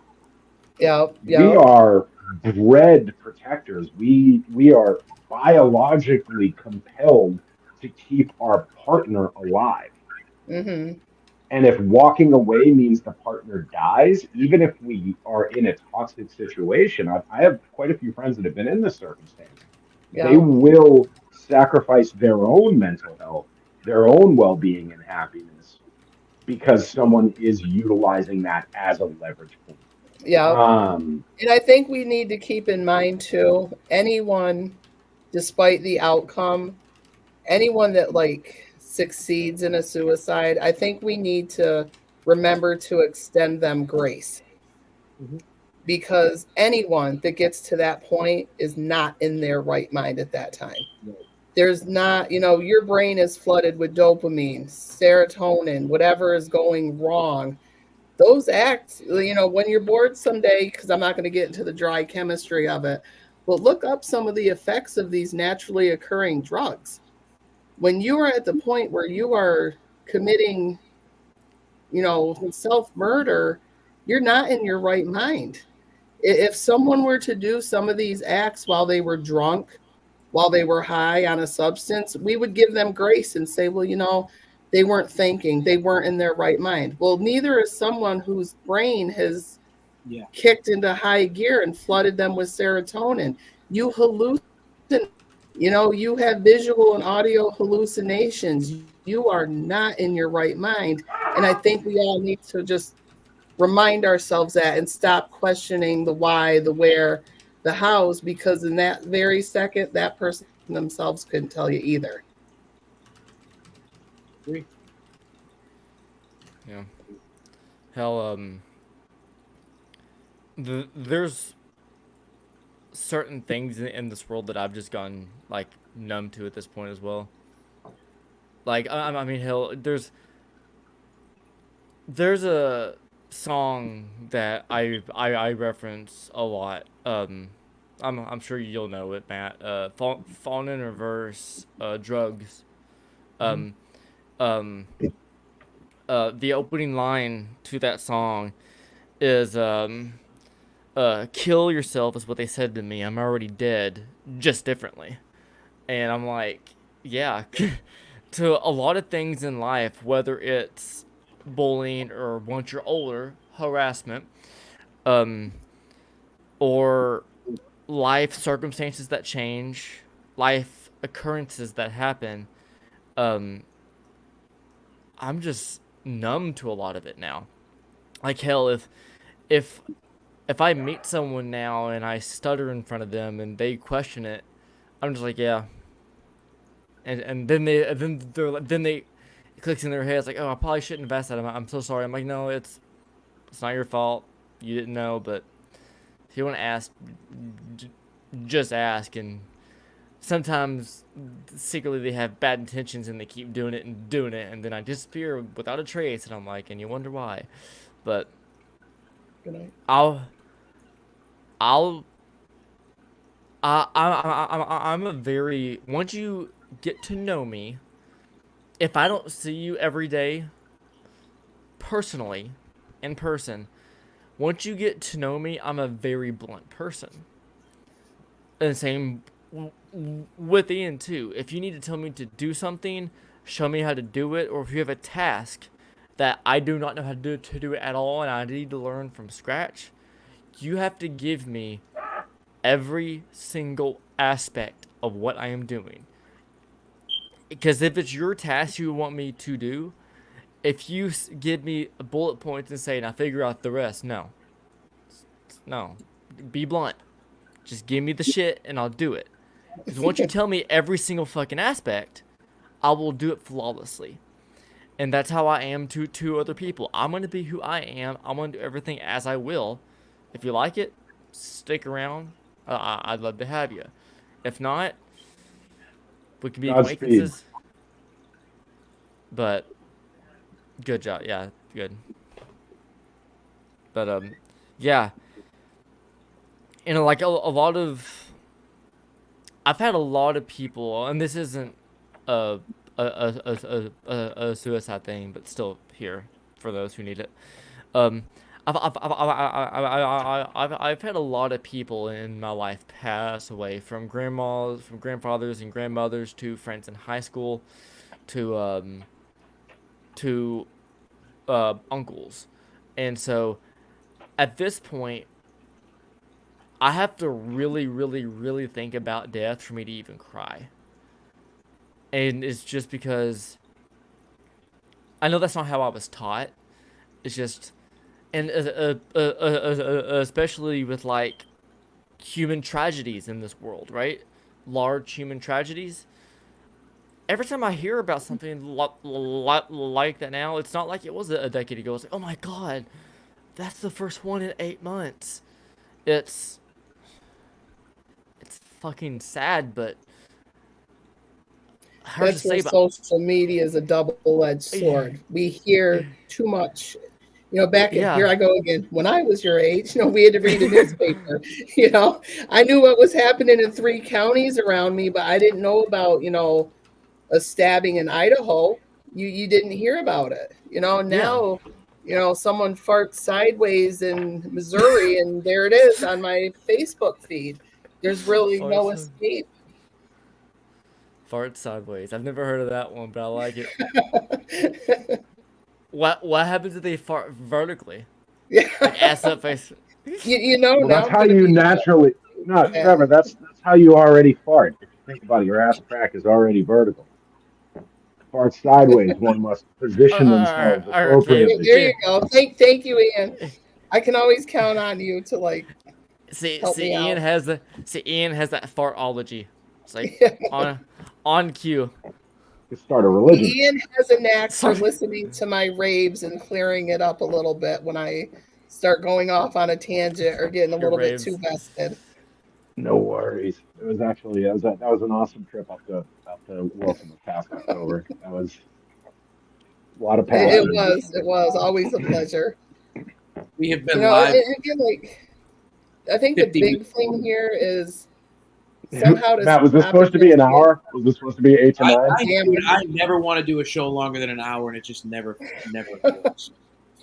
Like I said, I've gotten 8 hours of sleep combined the past 2 nights, and I'm sitting here like, all right, this is cool. We're gonna get this done, but this all needed to be said, and that's the thing. Like, there was no dead air. It's not like we were sitting here looking at each other. Like, it's been flowing really well, and we all got to express a lot of thoughts, which I know are very important. So, what they say? Sleep when you're dead. That's when I'll There get you my sleep. So I'll say this real quick though. Kim, Paranormal. could you do me a favor, Kimberly, out in the land? Would you mind posting that mental health hotline and the suicide hotline in the chat for us here? Because I'll be honest, guys. Like, what's that? I've had it scrolling at the bottom of this video here for like 5 Yeah, minutes. he's got it going. Oh, So you're fired. Hey, Ian, So squirrel. to end on a lighter note Yeah, and a shiny- paranormal note, shiny. I have a question for Matt. Matt, okay. I have a question for Matt. Go ahead. Were you purposely ignoring Miss Dottie and her activity that was occurring to your left off camera?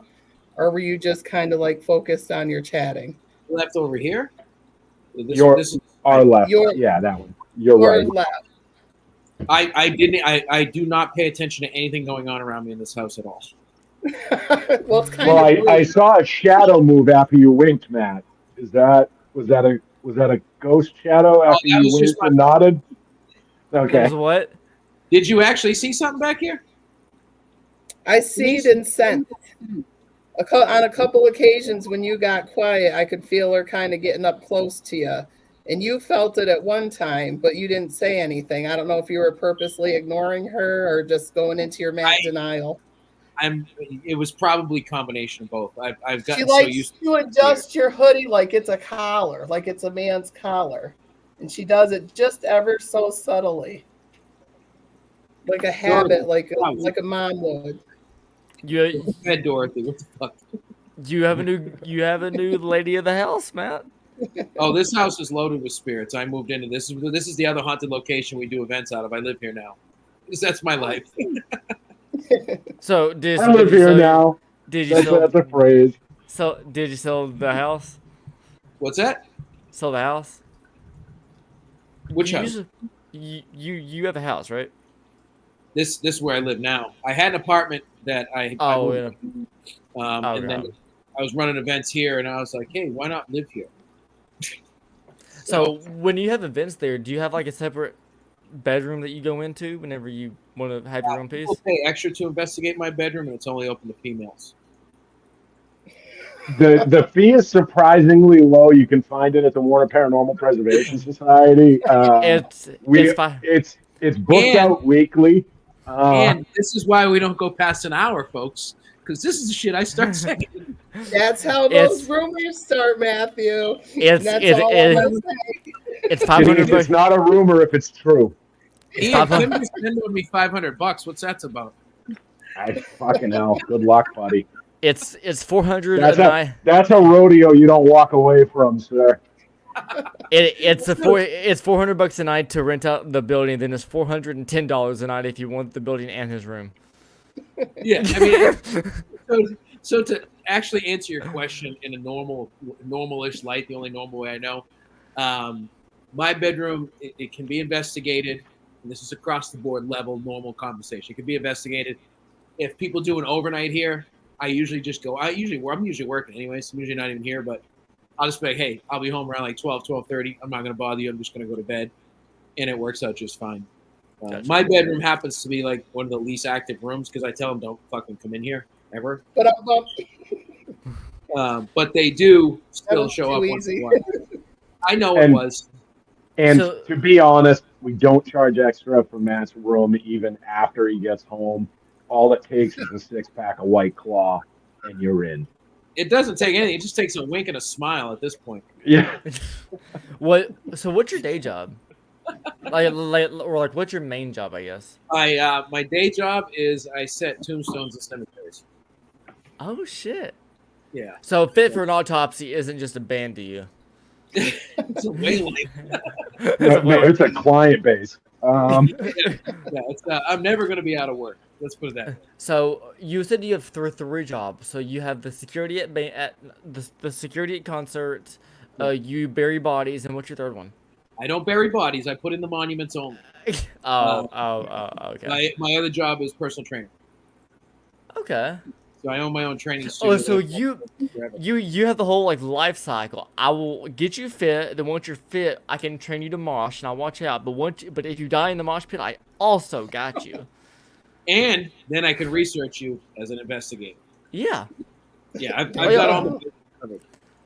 Hell, I back when I lived at my mom's house, my mom, and my stepdad. My stepdad owns a funeral home. It's not haunted. He's Catholic. He won't let me investigate that, even if I offer him $1,000. Does he have any old hearses for sale? No, he's new everything. If something gets old, he tosses it. He's a very pristine, fancy dude. Well, if he's going to toss it, have him toss it our way. Warner Paranormal could definitely use a hearse right now. That'll be the next show. How we all managed to get a hold of some of our little collections. We'll go fund me and get a hearse. But I'm the paranormal investigator. My mom's been an RN for years, like 28 years. And my stepdad's a funeral director. He embalms everything. And so, my dad at the time, not anymore, at the time, he distributed medicine. He was like a wholesaler for like pharmacies within like the tri-state. And so I always made the joke to all my friends and said, how did you get to be a paranormal investigator? I said, I followed my family line. And they go, what do you mean? And then I go, well, if you get sick, my dad comes first. He gives you the medicines. And they're like, all right. And then I'm like, well, if you get too sick, my mom will come in. She'll take care of you. She'll register you, and you will have surgery. And they go, okay. I'm like, if that fails, go to my stepdad. He embalms you and passes you off into the next life and gives your family a good rest. And they go, all right. And then I'm like, if that successfully goes well, that's where I come in. And they go, that makes a lot of sense. I'm like, that wasn't supposed to. That was a joke. And they go, no, but seriously. I'm like, oh, fuck. It does. But, yeah. You have a familial ecosystem for the spirits. Legally, yeah. It is 10 p.m. Eastern Standard Time. I'm going to wrap this up before I say anything else stupid. All right. I want to thank the three of you guys very much for being here. Trevor, nice to finally interact with you face to face. Denise, it's always a pleasure. Even though you think I like to give you shit, I appreciate you very much. Love Ian, you like thank a brother, you. man. Did. It's been good, and I think that it's nice we're all ending this on smiles. You know what I mean? Yeah. We all came in with, some weight. I did anyways. I was carrying the weight of the world on me for a while now, and it's good to have an avenue to express. And for those of you that don't, there is the ticker at the bottom. There is that national suicide number. You can text or call 24 hours a day, and someone will be there to respond and work with you. If you're too embarrassed to reach out to somebody 988 is all the number that you need, and it is there for you. And hopefully you don't ever need that number. And hopefully that we never know anyone that needs that number. We can support each other the way that we're meant to, and not brush it off. But at the end of the day, tell your friends you love them. Tell your family you love them. Take care of each other. Be good to one another. You never know what somebody is going through. And just try to be good. We need a lot more kindness in this world. Yeah, Hey, but Matt, just I remember, want you to have the absolute last word. It's your show. But the Yep. one thing I got to say is I've been watching the comments the entire time. Yep. I know there are guys watching. Yep. And I know you're not commenting. All the females are commenting in the section. And so for all the guys watching, I see this is on camera. Of course they are. yeah, for all the guys watching, I want to let you know that no matter how much shit you and your friends give each other, no matter what the dynamic is, no matter what your particular friendship looks like, if you're in a bad place, talk to them. Just tell them. You don't have to bare your soul. You don't have to get into it. You don't have to get into how your mom tried to kill herself 8 times. You don't have to get into all like the super deep, crazy shit. But at least on a surface level, let the people around you know where you're at and that you're struggling if you are struggling. Even if you're not struggling, even if it's something small, Matt, you went back to it. Don't let 5 bad minutes turn into 5 bad hours, right? Reach out to your guy friends.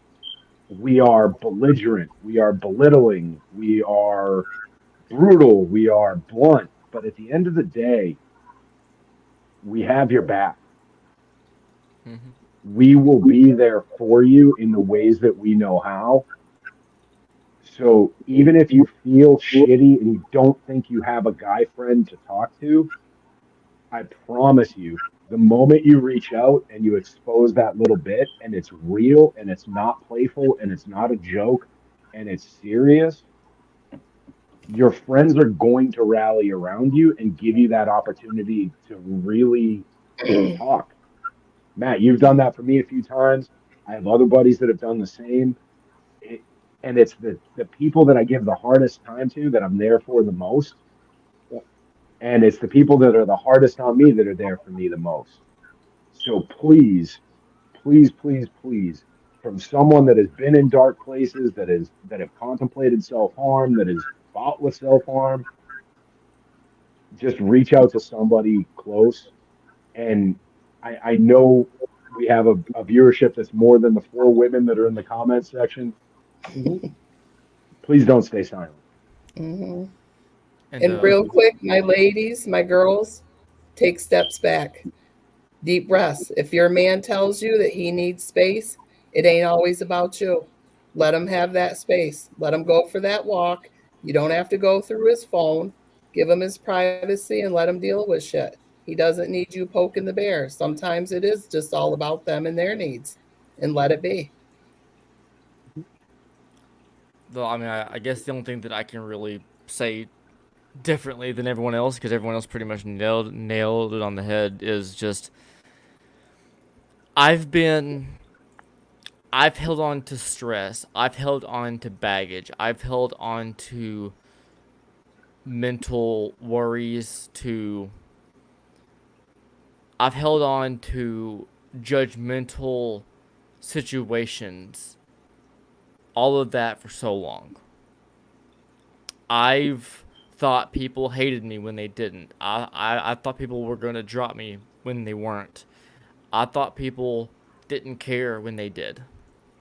It does not matter who you open up to, as long as you trust them or call this number. Because if you deep down inside of yourself know someone in general that comes to your heart, talk to them if you need to. And if you start to cry, let it out. Because learn from me, if you've gone years without crying, that's not a bad thing. As long as you let it out. Because the longer you hold it in, the worse it's going to feel in the future. I didn't start crying on the regular for different reasons for till about 2 years ago. I would be alone with no one around, like at least in the room that I was in. My girlfriend would be in the other room doing whatever, and I would randomly just have a thought of whatever it was in my head, and I thought, damn, if I just let out a few tears and cried, I could create my own closure, and I did, and not 2 minutes later, that worry or that stress or that traumatic event may not be gone from my head forever, but it's gone for the meantime enough to take one more step to getting better. So, take care of yourself, man, and it's okay to not be okay. Just let it out. But that's my 2 cents. Well, folks, I want to say thank you for being here. Thank you for your input. Thank you for listening to us jabberjaw, for way too long. And I love you.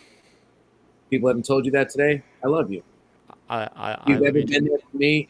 I love you. And we are here for you. And like I said, if you need someone to reach out to us. Reach out to your friends. Reach out to 988. Everyone is there for you.